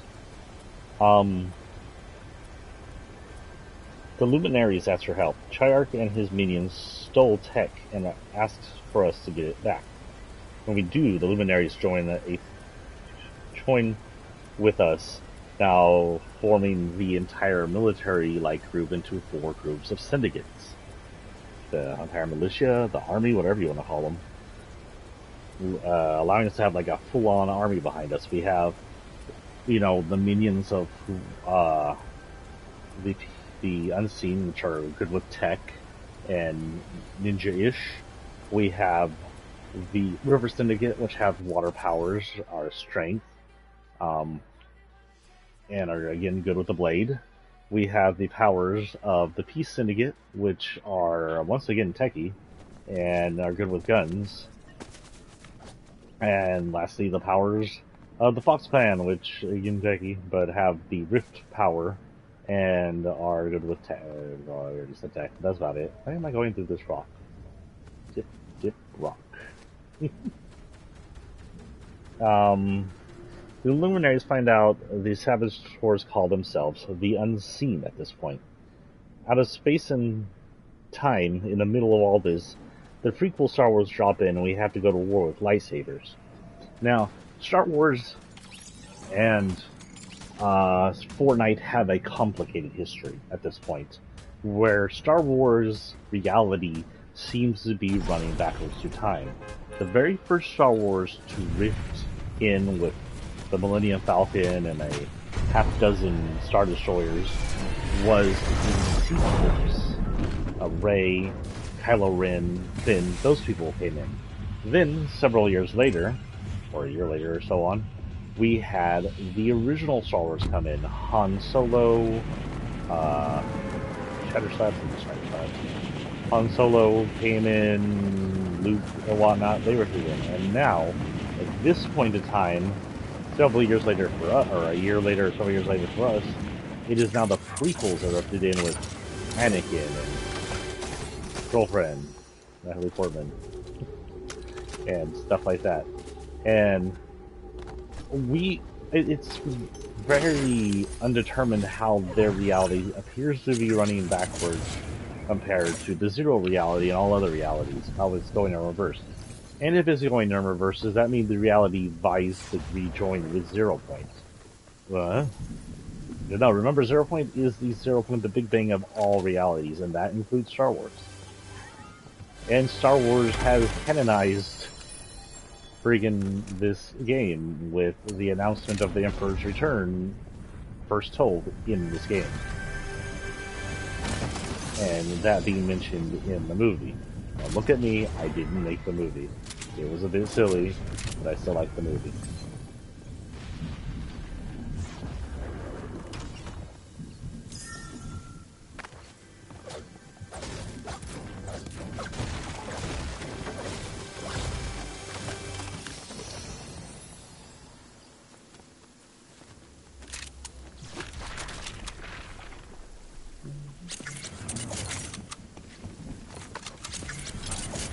Hello? What the hell is that about?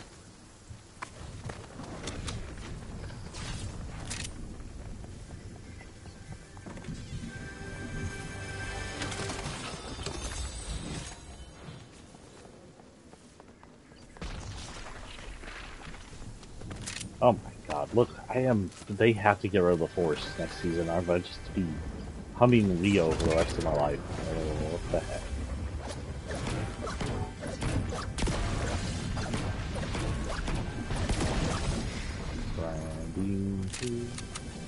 Actually, I kind of want the scope. Grinding through the XP. I don't know what all about. The only thing I'll rhyme with XP is P, so you know. Me, see? I was like, me, you.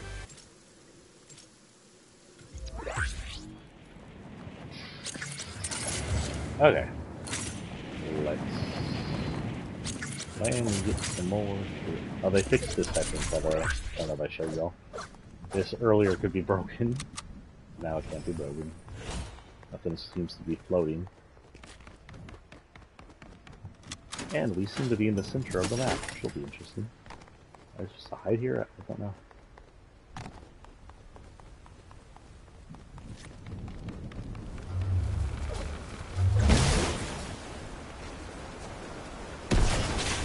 Here. Just chill in this little tree nook. No one can see me. I'm in a tree nook. In fact, let's do our fighting for us.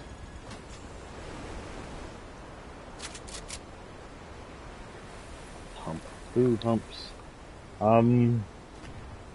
So after the Star Wars people leave, again, leaving some of their people as snapshots, we are introduced to Peely and his cyber friends that work for the Unseen, a cyberpunk order of chaos. We then dress up as Peely to get close to Highwire. Here we learn Rinzo is her second in command. We find out likely Knox and his minions have gone rogue, and we destroy sabotage tech, gathering info and releasing the info somewhere. That is where our knowledge of these three end. I can surmise Knox is from off-world. Sticks no clue, but possibly related to the newest member's kin, that lady we just saw, and the cyber lady probably from Mega. By now, someone is digging up and studying the cracks with campsites and backhoes. This is the starting of the Explorers group of Season 3, as several tents sport their logos we become familiar with. So again, we're left with more questions than answer. Where's Jonesy? What happened to Amy? Who was the shapeless man? Who is the nothing? Who is Knox, and what is his relation? That we get a little answer to that in Season 3.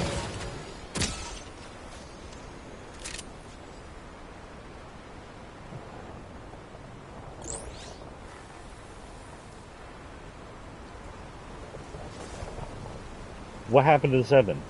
What happened to Chapter 1's big characters? Who is the Serenade? What's going on? We're left with a lot of questions and not a ton of answers.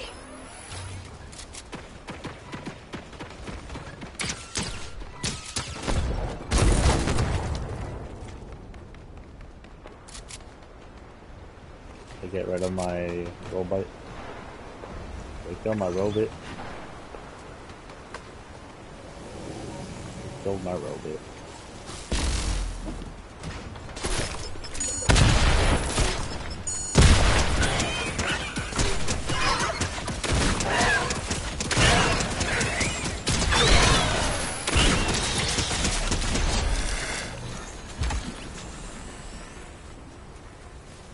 I guess I'll just sit here.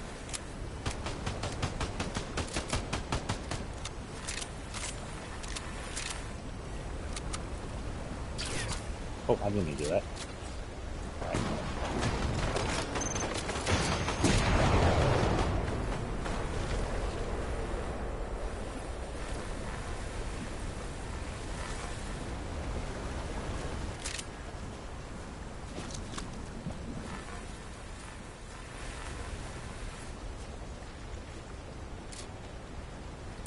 Some raptor meat.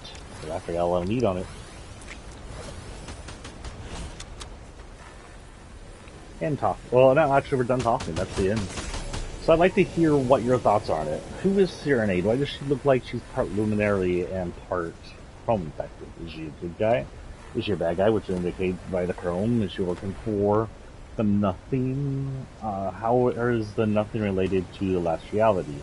Who the chrome lady Herald was supposed to be working for? How did the Herald, a luminary, become a last reality member and infected by the chrome? What is going on here?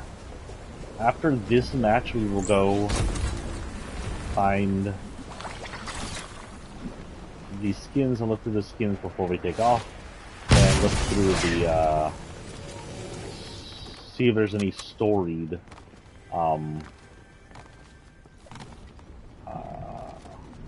background art.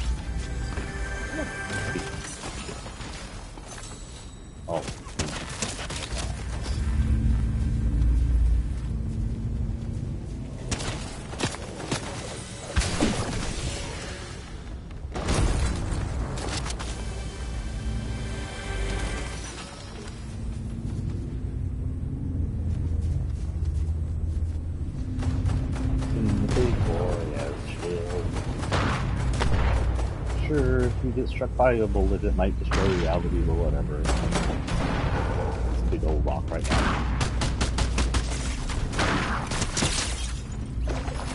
That's you in the pee-pee.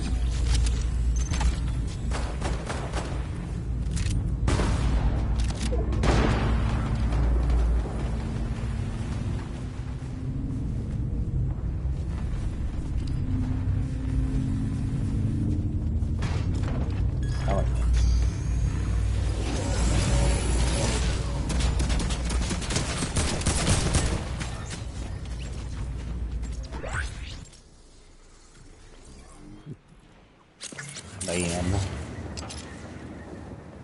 Dog. Why am I singing Mickey Mouse Clubhouse shit? What the fuck is wrong with my brain? I'm gonna answer that.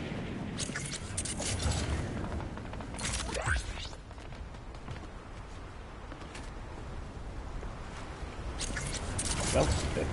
Slow down.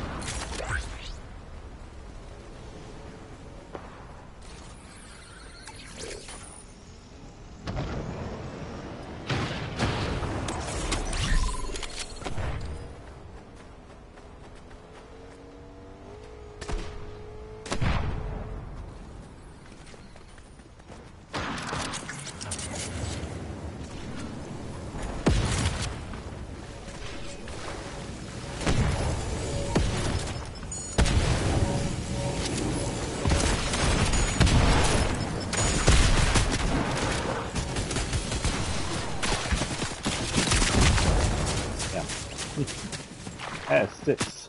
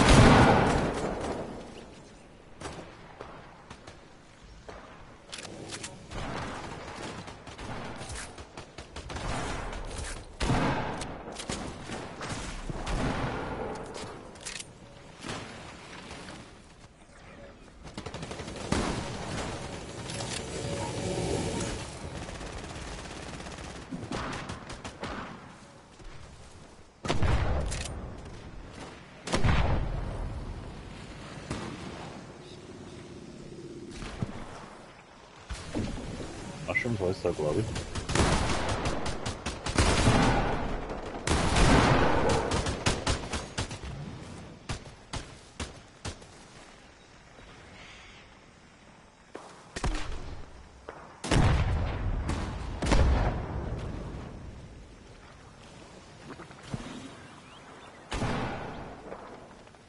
I've seen it's like, what's his name, but unfinished.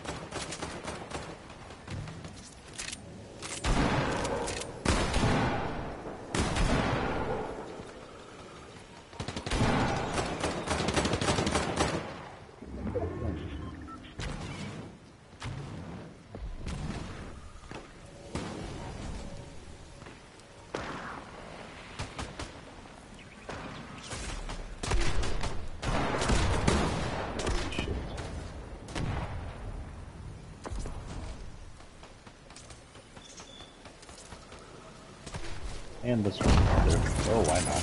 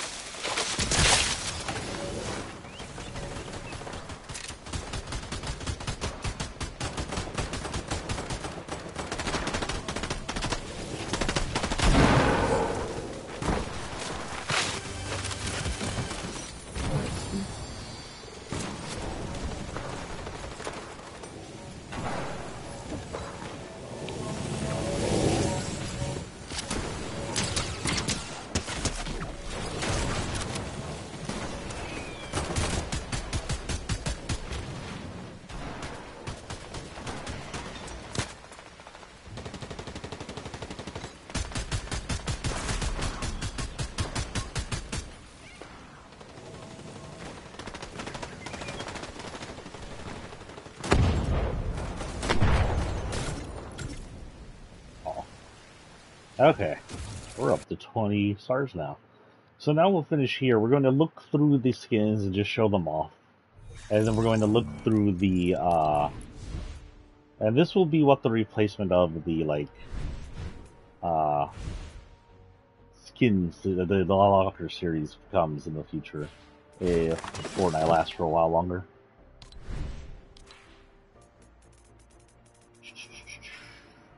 Going for Chapter 4, Season 2. We're going to look through all the Chapter 4 Season 2, the ones we talked about, the ones we didn't, and see what we can do.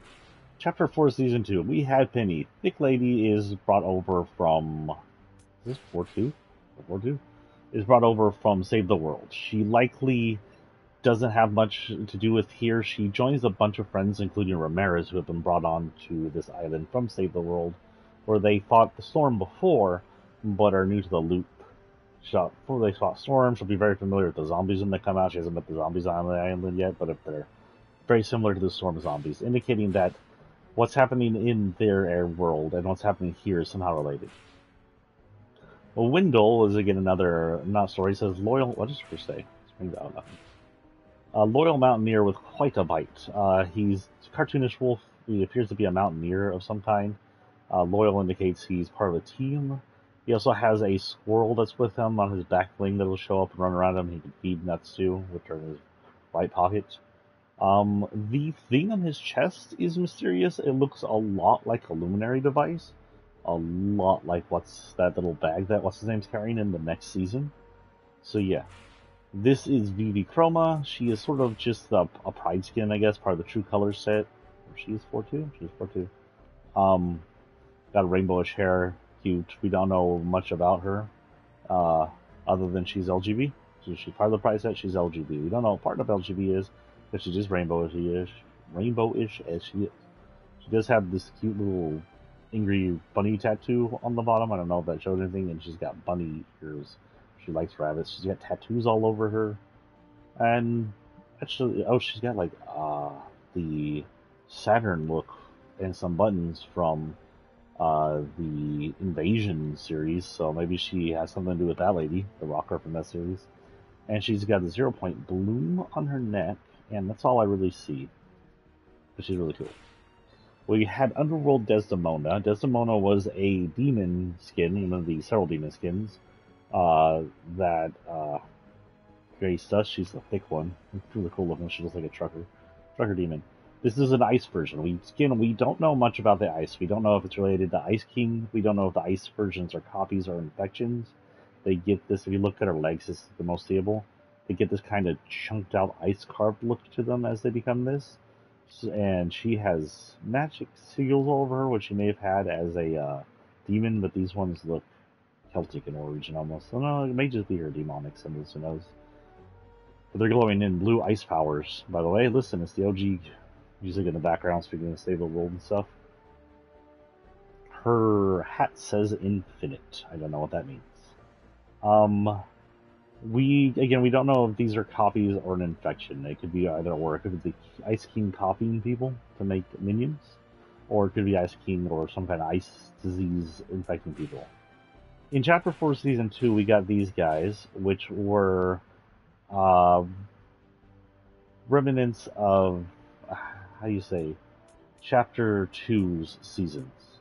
So likely this chapter, well, no, next chapter we'll get Chapter 3 stuff, I guess. Terminus against that, and they'll have all 4 seasons. It came with, we currently have Golden Touch for the Thief series. It came with a new chapter. It's kind of this, almost just like the tournament series stuff. We had the Golden Touch to show for Midas's stuff. It has an explosion down here, a lightning indicating the storm,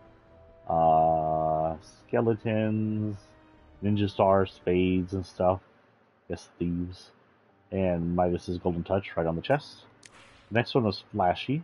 I think this may have been for summer, but I'm not sure. It's very kind of an evening water look to it. Then we had Galactic, which I think had to do with the Marvel season, maybe.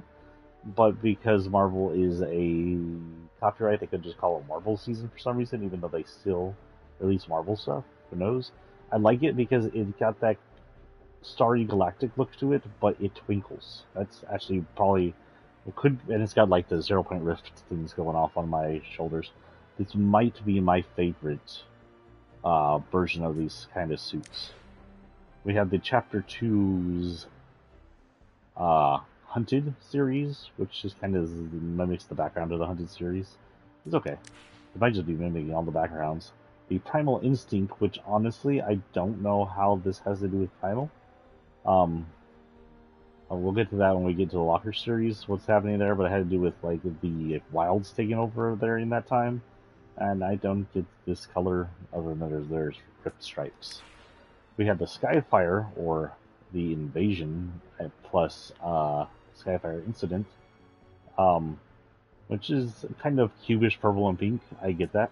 And then finally, the last season was supposed to be cubes, but this kind of ran into cubes, so what they gave us was Fabio, which, you know, is kind of okay, but I do like this for fight season. It gives us a rainbow and some disco pants.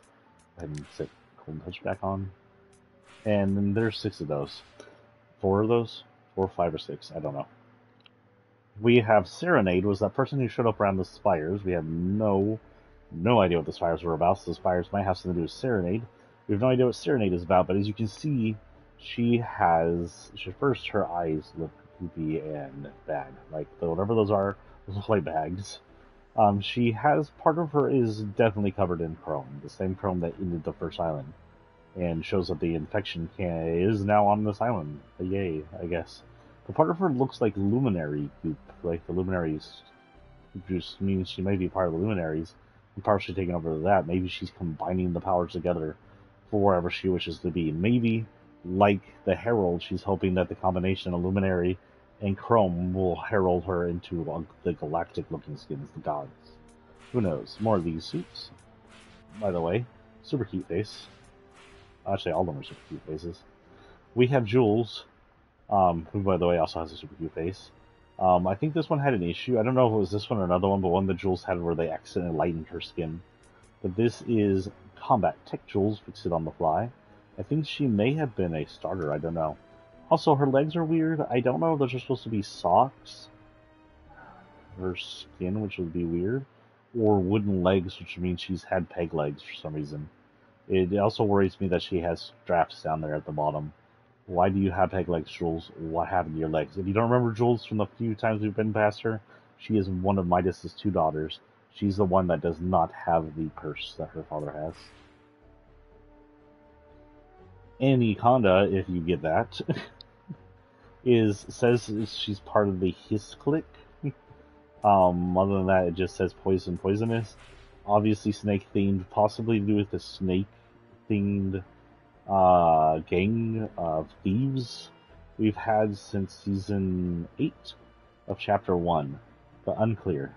She's a cool skin. I like all the green on her and stuff on the snake themes.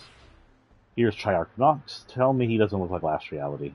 He could be Last Reality, but due to the next season, we know he's part of some kind of 3 rulers. Triarch Knox, Triarch Aurora, and a mysterious 3rd one. You can see he is just oozing with some kind of power, which looks chromatic, but is electric. We don't know. He could be the nothing. He could be the source of the chrome, but we haven't been given any storyline to say he is. We will find out next season that he is hiding from Triarch Aurora for some reason. This is Thunder. And wait, he doesn't have skins. Oh, you can turn off and on his thing. This is the Thunder, and his calico form, and his 3rd form called Rumbling Thunder. I actually like the main one, I guess the best, maybe. That and the calico one. You can see the MJ look. He likes to pop his pop collar just for the hell of it. He's a cool looking skin, and he is the leader of the Syndicate, which makes him a cool dude. This is Styx, one of the traders. As you can see, he has a singularity in his chest. Don't know what that makes him related to the other people with singularities. Is it eating away at his core? Is his singularity his power? Is it a piece of him? Is he the singularity and the outside just an illusion? We don't know, honestly. They have absolutely no clue how that works.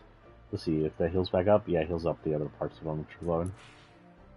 We have Scout, which is part of a series of colorful people we could color. prepared for any test, just some kind of class outfit. Nothing really story-wise. I did like where I combined the auburn with the white this season for a cool look. We have Stray here, one of the stories. It says for him, adrift but never lost. Again, he's the prince of the River Syndicate, River Clan, a brother of the Queen, and now a Fox Clan warrior. And you can see he does have the Rift powers, indicating he either gained the Rift powers or the Rift powers can be gifted. This is our Luminary Mystica. I have her blue for this season. I don't know why I have her blue for this season. I just do. She comes in Mystica, Crimson Bloom Mystica, and then Winter Song Mystica. We don't know anything about her other than she's a Luminary and she's the lead. We don't know what the Luminaries are other than they appear to be semi-plant-based, glowy, and she has a galactic face, which indicates that yes, the Luminaries and the Galactics may be Luminaries. I may actually just decide that's the thing now. I don't know if they'll give us that, but it looks like the Galactic skins are Luminaries. Because, look, it's the same thing. It shows the galaxy and her flaming head, and it doesn't move. So, we'll go ahead and call that now that the Galactic skins are all Luminaries, or at least the same powers of Luminaries, if they aren't quite low. Which would indicate that the Herald was not as high ranked as this person in powers. Also, I'm going to change her to red and black skin. Of course, we had Miss Casa from Attack on Titan. I'm strong, real strong. None of you come close. Kind of an ashhole-ish thing to say, but she is just drifted here from the Attack on Titan world. Fairly early by the looks of it. She's pretty young looking. We have Koi Striker Envoy.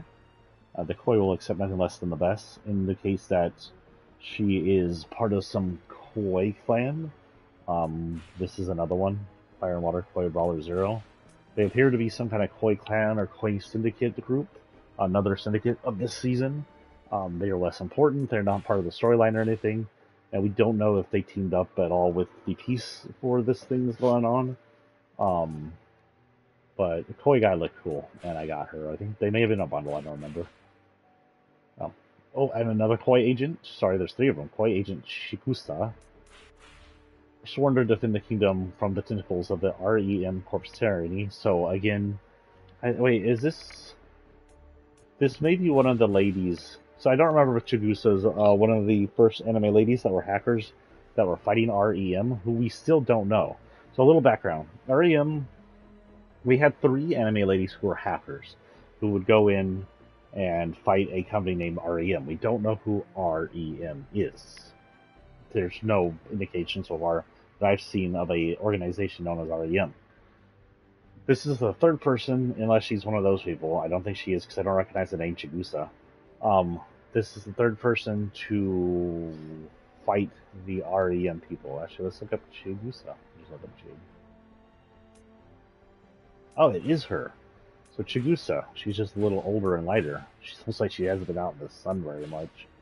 She got rid of her tattoos around her neck. Tattoos down here. So yeah, it is her. Whoops. So she's still fighting REM Corpse Tyranny, but she seems to have joined the Koi group. And I don't know what that means for her friends, actually. We have Amani, Embrace the Past, Create the Future. Again, we don't know if she's part of the story. We don't know if she's part of this group or the other group. We have no story on her. She's called Retro Redux. She just likes retro stuff. And so she's from Mega City. The retro stuff could be anything from the 2090s, 80s, 70s, and before. She has a lot of 90s and 2000 looks on her. Don't know about the stitches on her sleeves, so those are weird.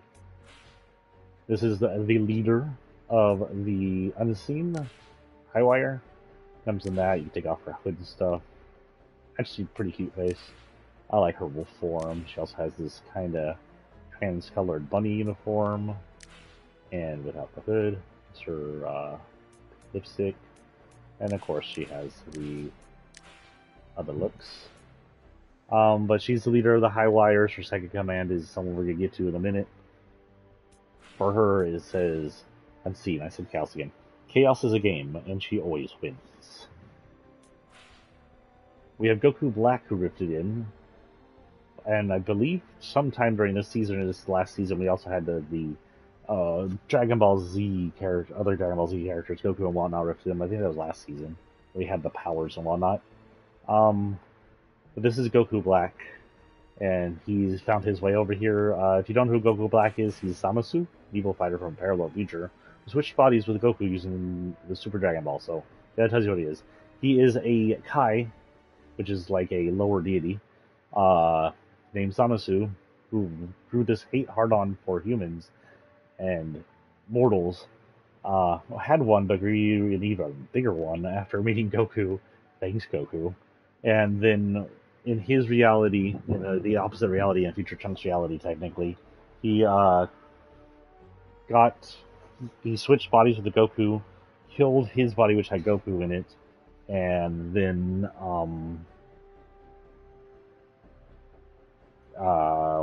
pretty much destroyed the universe up until he got to Earth, where he destroyed Earth.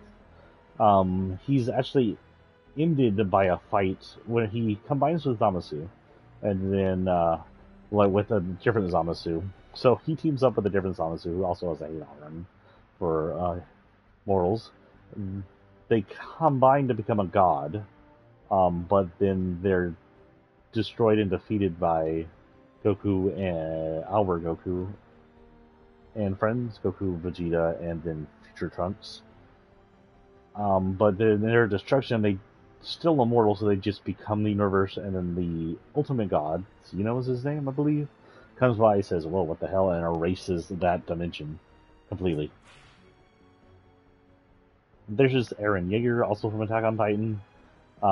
He is not storyline important, but he cool looking actually, like Eren.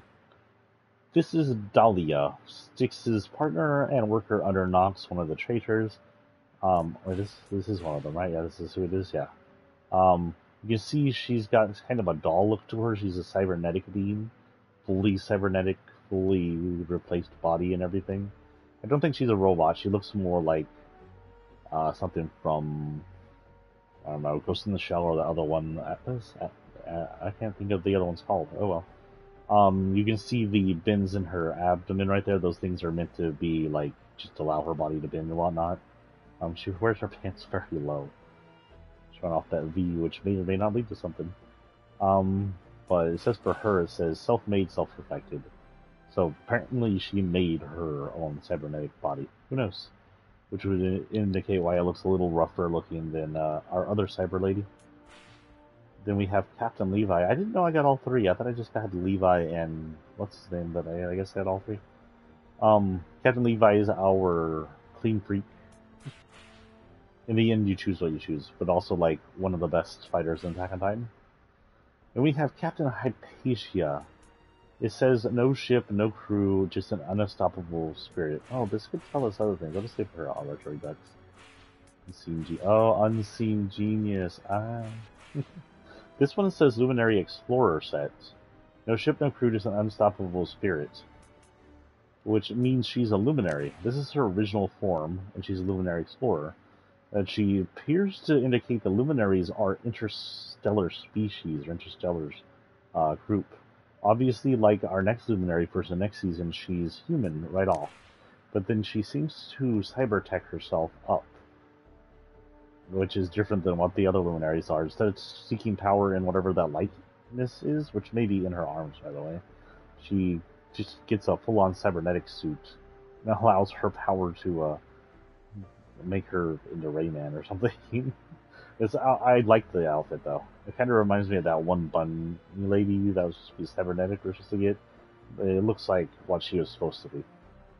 So that's interesting. It's another luminary we have, our luminary clan, and indication they are an interstellar race.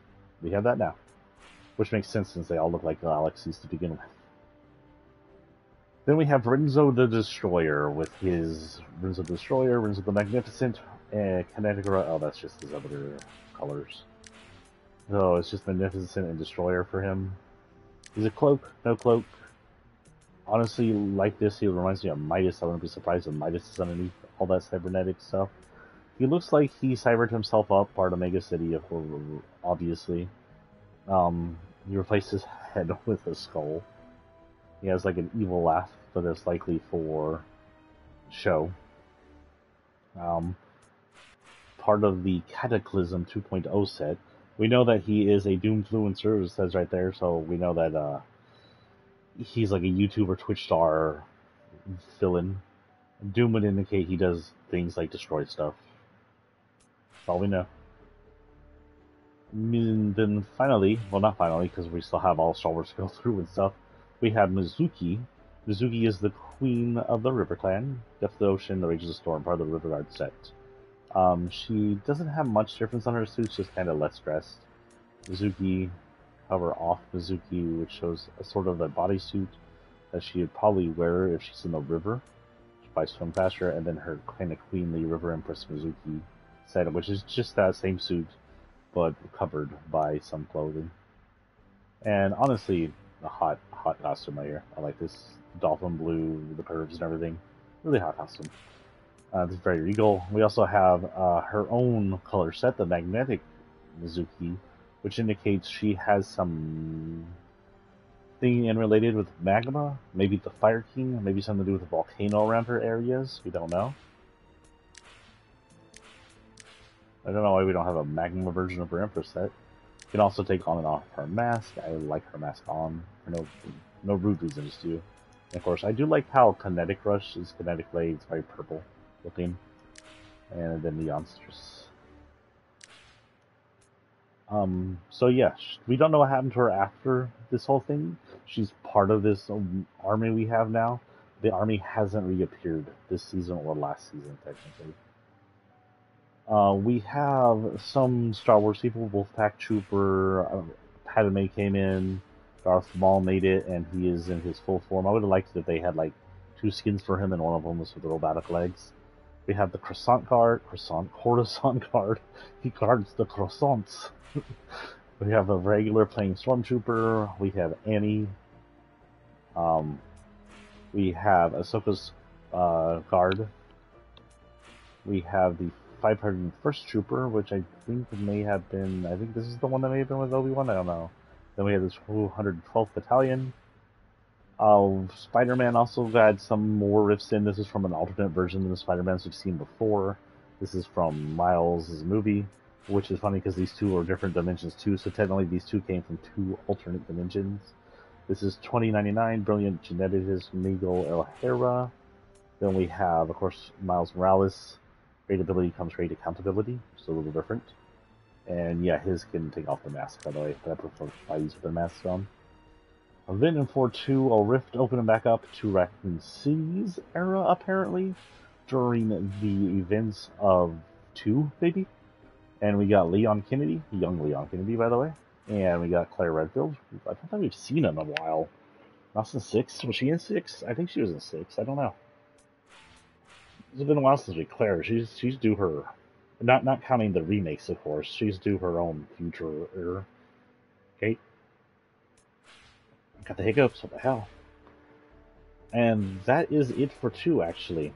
The next that is 3. So yeah, that is a taste of how Locker series will run once we're done with the 3rd Locker series. The 3rd Locker series will end with Chapter 3. I will not go into the 4th Locker series because we're doing it here. That said, I will see you tomorrow morning. Oh wait, no, we still have one more thing to go on. First things first, let's get that. Let's look through this, and then I'll tell y'all goodbye. Where are we at in time? About 3 hours now? 2:30? 2:30. And this is not what I meant to hit. Let's hit this, and see what this tells us. Oop.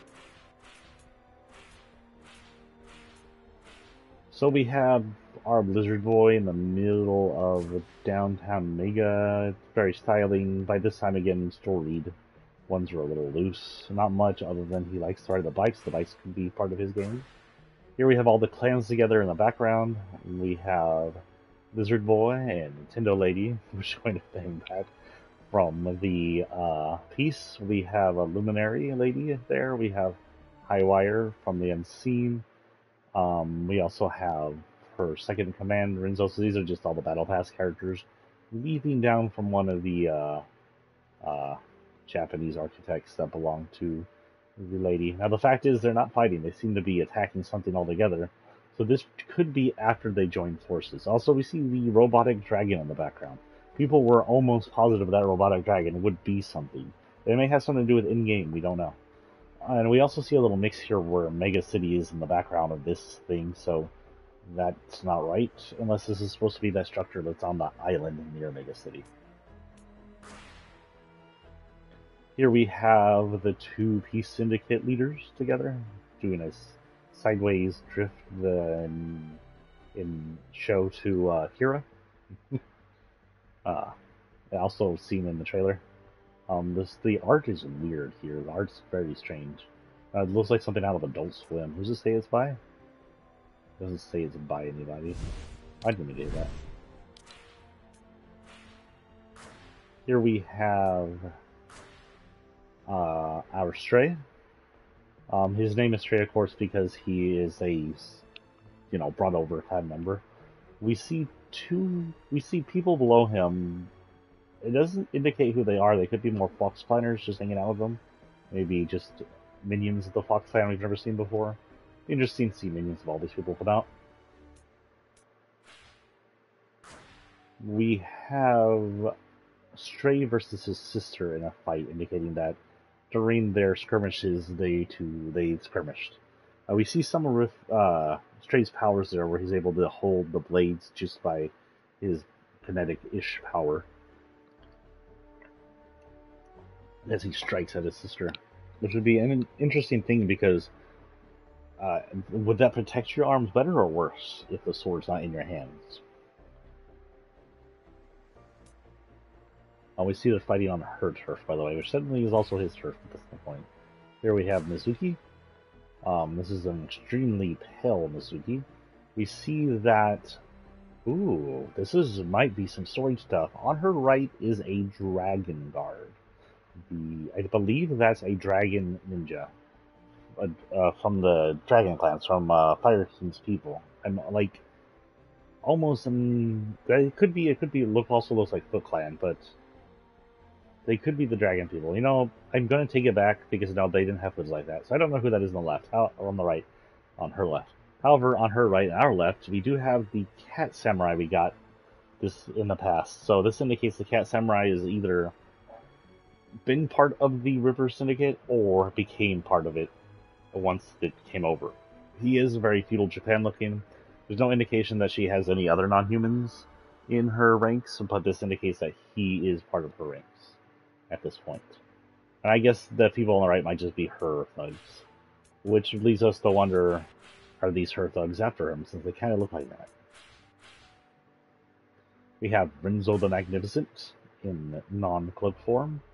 Don't know, looks like a one of those things you look at and you can see whatever you see. Oh, it's a butterfly. Renzo the Destroyer, and we also see Renzo has different bodies. So this is a small story thing. Renzo, we don't know if he's fully cybernetic human or if he's an AI or what. We don't know. Does this tell us anything? Destruction is the name. His name is Renzo.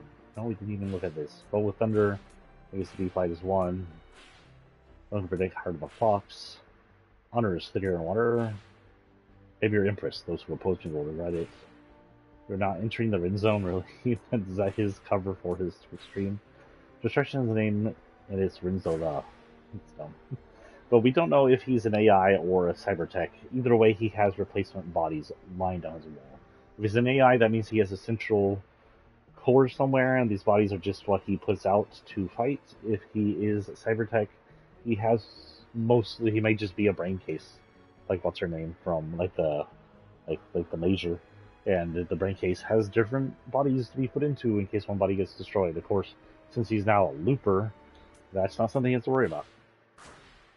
Here we have more Stray. It says, a traveler between dimensions, a hunter on the prowl. Now that indicates he has traveled in and out of dimensions, or that indicates that he came over with one of these dimensions, or that it's just showing that he has his allegiance to different dimensions. But we do know that the Fox Clan was drifting in and out of this dimension all through this season. Not much in the background I see that gives away anything. That bunny thing, which is in the middle of Mega City right now, reminds me of that luminary we have. Is she related to Mega City somehow? Who knows? I'm sure that symbol up there means something, but I don't know what. Hunted becomes the hunter. This is Highwire. Again, oh, she's beating up those robot dudes from a couple of seasons ago, a couple of chapters ago. They're from chapter 1, aren't they? So yeah, she's just kicking ass to the robot dudes. That indicates the robot dudes are here, working for somebody. They're in Mega City, and they're getting their ass kicked by our boss lady here. Ooh, that's not good. We'll talk about that in a minute. This one's not playing Chloe. This is with the Koi Kingdom set, the Koi clan. We don't know much about them, other than what we learned about them from here already. So I believe 2 of these are skins, of course, that were here before. We have the IO lady in the middle, we have the anti-REM person on the right, and we have the Koi leader here on the left. The 2 on the right, the middle, have joined the Koi leader for some reason. It seems like he might be from the feudal Japan era. Maybe he was a River Syndicate, maybe someone who was against River Syndicate. Could be a chance that he came over alone, leaving his syndicate behind, and he is now gaining followers. He also has a kinetic blade in his hand. R.I.P. the kinetic blades. We have Mystica. We see that not also is she a luminary, but she does appear to have some affinity for water, or she's in the water for some reason. Don't know. What does it say? Discover the world's long lost, as it says. Again, she is a survivor of some kind. We don't know what that means. Fabled survivor. Maybe she was on the show Survivor. We have Mizuki, again, facing off with her brother. It says, there's no victory without defeat. This may be part of their meetings before we get them fully together.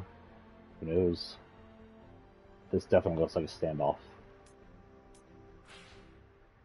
Midnight Snack Thunder, from street fights to food goods. It looks like he's in the middle of a fight. It looks like he's grinding by the looks of it. He's got chopsticks, but he has an angry ass face, and there's food flying everywhere. Mega Knights, run the night while the city sleeps. And it shows our Battle Pass people. Some of them. Again, they seem to be on teams in this picture, which indicates they're not fighting. And then another background, just the main background, showing all the Battle Pass characters. We have on a Monty's one here, it says, what is it? 3 hours. I am an artist. I see this city from a new perspective. So that indicates she is an artist, and she's likely from Mega City. We see her, what appears to be parked in a window of something in a high-rise in Mega City. Now, we're seeing a lot more Mega City than there is, so this may be a visual from pre-Rift Mega City. Likely when whoever rifted Mega City over, whether it was an accident or not, it got torn apart and thrown through the rift, probably from below. Can you imagine being in the city and a bunch of holes open up and start swallowing giant-ass parts of your city? It's terrifying. So maybe she was sitting here when the rift happened and she was swallowed with her building. Who knows? We can see that she does have a stuffy of that one character, meaning that somehow they're related to her world. Or if this is supposed to be on the island, it just shows more of the city. She got from here. She's familiar with Pizza Pit. Don't see any outright other selfies. Just any outright Easter eggs other than that. She has a drift mask on her wall. Why does she have a drift mask on her wall? Did she make it? Is she a fan of the Fox Clan? Drift is not from her world, which may indicate this is on our world here. And just shows more of the city, as if the city was bigger. Here we have our lady. We don't know who she is. This is hypnotic gaze. Let the music haunt you. She appears to be in chrome or something. There's just her spires in the background. She's peering into something that looks chromatic, and her luminary shit's going off the walls on the right side. Who knows? This one said, "Want to stop me? You'll have to catch me first." Again, it's more of those robots. This is the second time we see these robots hunting her. These robots may have been allocated by Mega City, or they may even be from Mega City. We don't know. They originally were around the Neo area, but they may have been allocated or from Mega City and seem to be part of the peacekeeping efforts, part of a police force maybe, a violent, corrupt police force like is in most cyberpunks. Who knows? There's a lot of them here, chasing her as she grinds. Or this could just indicate their version of the loopers fighting. We have the Get in the Ring Never Stop set. We don't have either of these people, though I do like the lady from it. I don't think we have either of these people. I don't remember having them. Didn't go through them. But pretty cool looking. You can see he has his own blade on the side. They're like Street Fighters. More money. She kind of posing in the middle of the city, on the street, listening to her boombox, and she has her cell phone with her. An explosive escape. Light the fuse and escape unseen. This is 2 of the unseen packs and 2 of the workers for Knox. We see what appears to be part of the thief people in the background or something, escaping from a flying car. And there may be a second body above them, like a larger person above them, or they may just be the smoke. I can't tell. All splayed out, funny like. And there's another of the thief people, the card people, on the left side, flying out the car. Considering there was no like lightable explosives or C4 back there, whatever. Look cute, and it shows them getting away. That they are partners. They came out with them. We have Crimson Bloom Mystica, which indicates their connection to plants somehow. We don't know exactly how the luminaries work, why they're galactic, why they're plant, how they're connected to possibly the bloom tree from last chapter.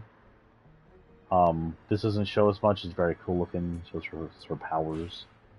We have our Citadel scouts, indicating likely that since they came to the island, they've been possibly working for the Citadel. I guess that makes sense. They would go for the human military power, which means they're working for the prince and princess, and likely for the king if he's still around.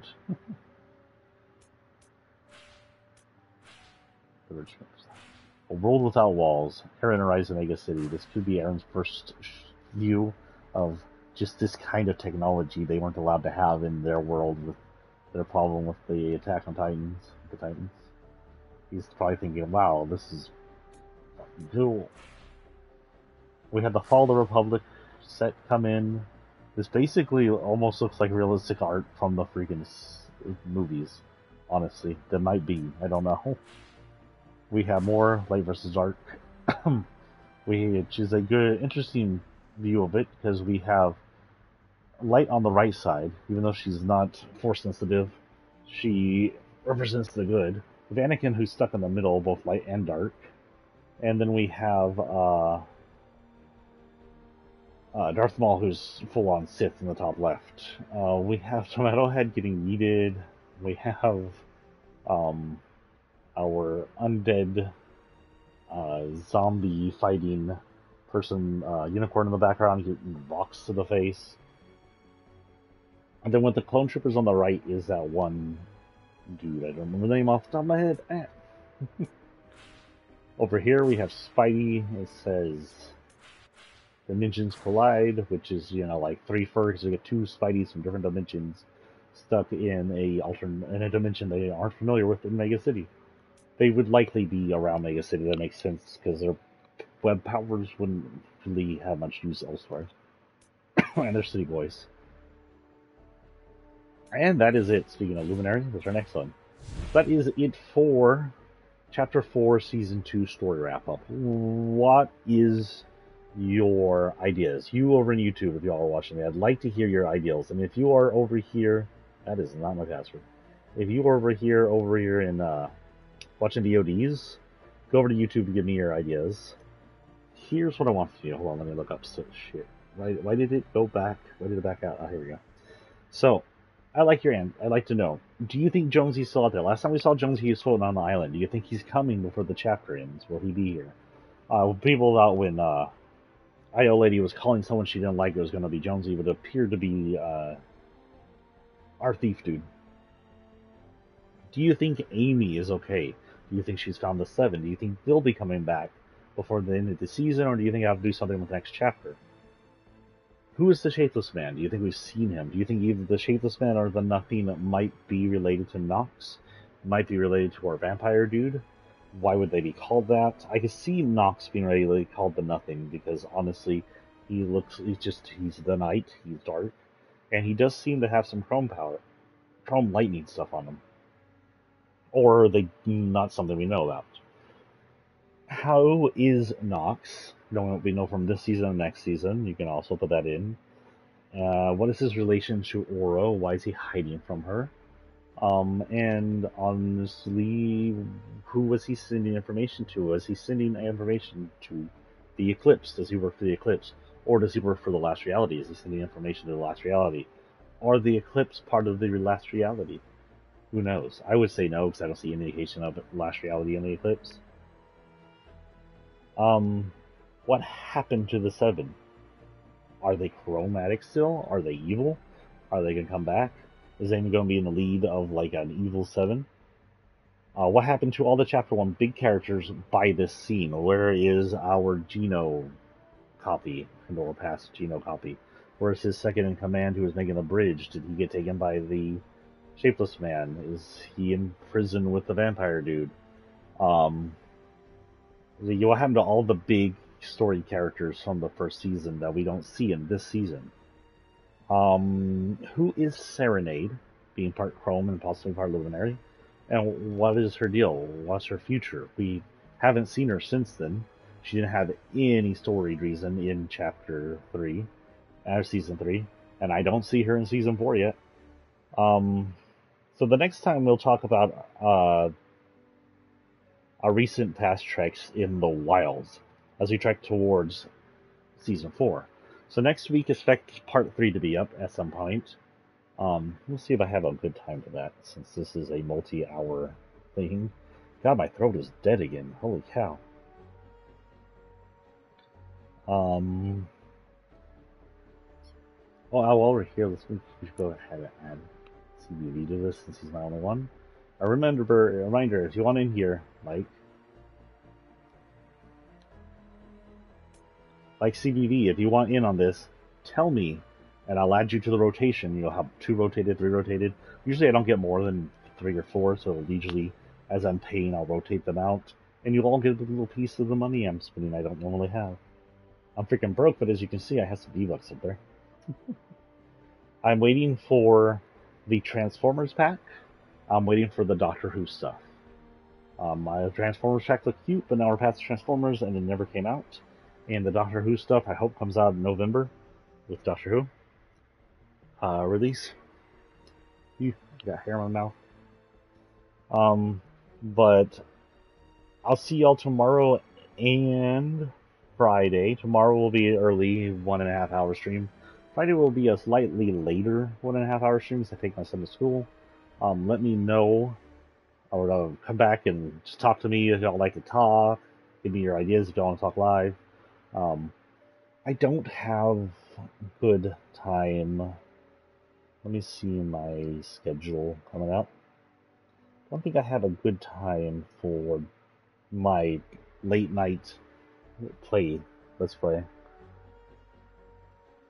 Yeah, so this weekend I'll be with my son. Next week, again, I work all week long. The next time I have a day off during Monday through Wednesday, we'll get in and do that game. But I don't have any time for that right now, honestly. Also, next Thursday we may not stream because I have an earlier work shift. But we'll come to that next Thursday. But I will see you tomorrow, and I'll see you Friday a little later. And peace out, guys. Remember to be good. Oh, a little political thing towards the end here. You know, if y'all don't like political things, go away now. We seem to be gearing up for nuclear tensions because of a bunch of idiots traveling their sabers and us having to defend themselves. What we have is our inbred Nazi known as Putin the Russian over in Russia. He's very angry that people are supporting Ukraine as he tries to genocide the entire country and say he's freeing people, though he just launched cluster missiles into middle of populated areas and annihilated about 900 civilians, most of them being civilians. not most of them being militants. I think he hurt 900 people with hundreds of them being dead. Of that 900 people being dead.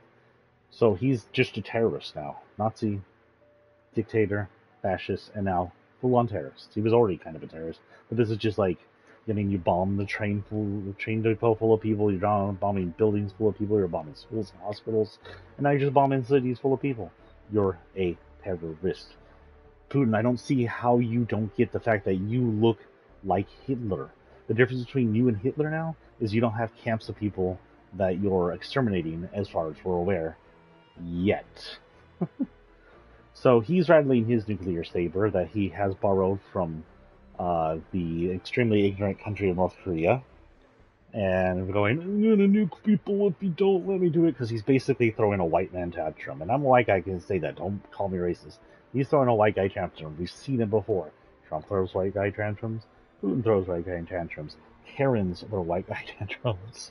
It's a thing. It's a really ridiculous thing, but it's a thing where they get violent and angry and say they're going to do something really stupid and terrible because they're not getting their way.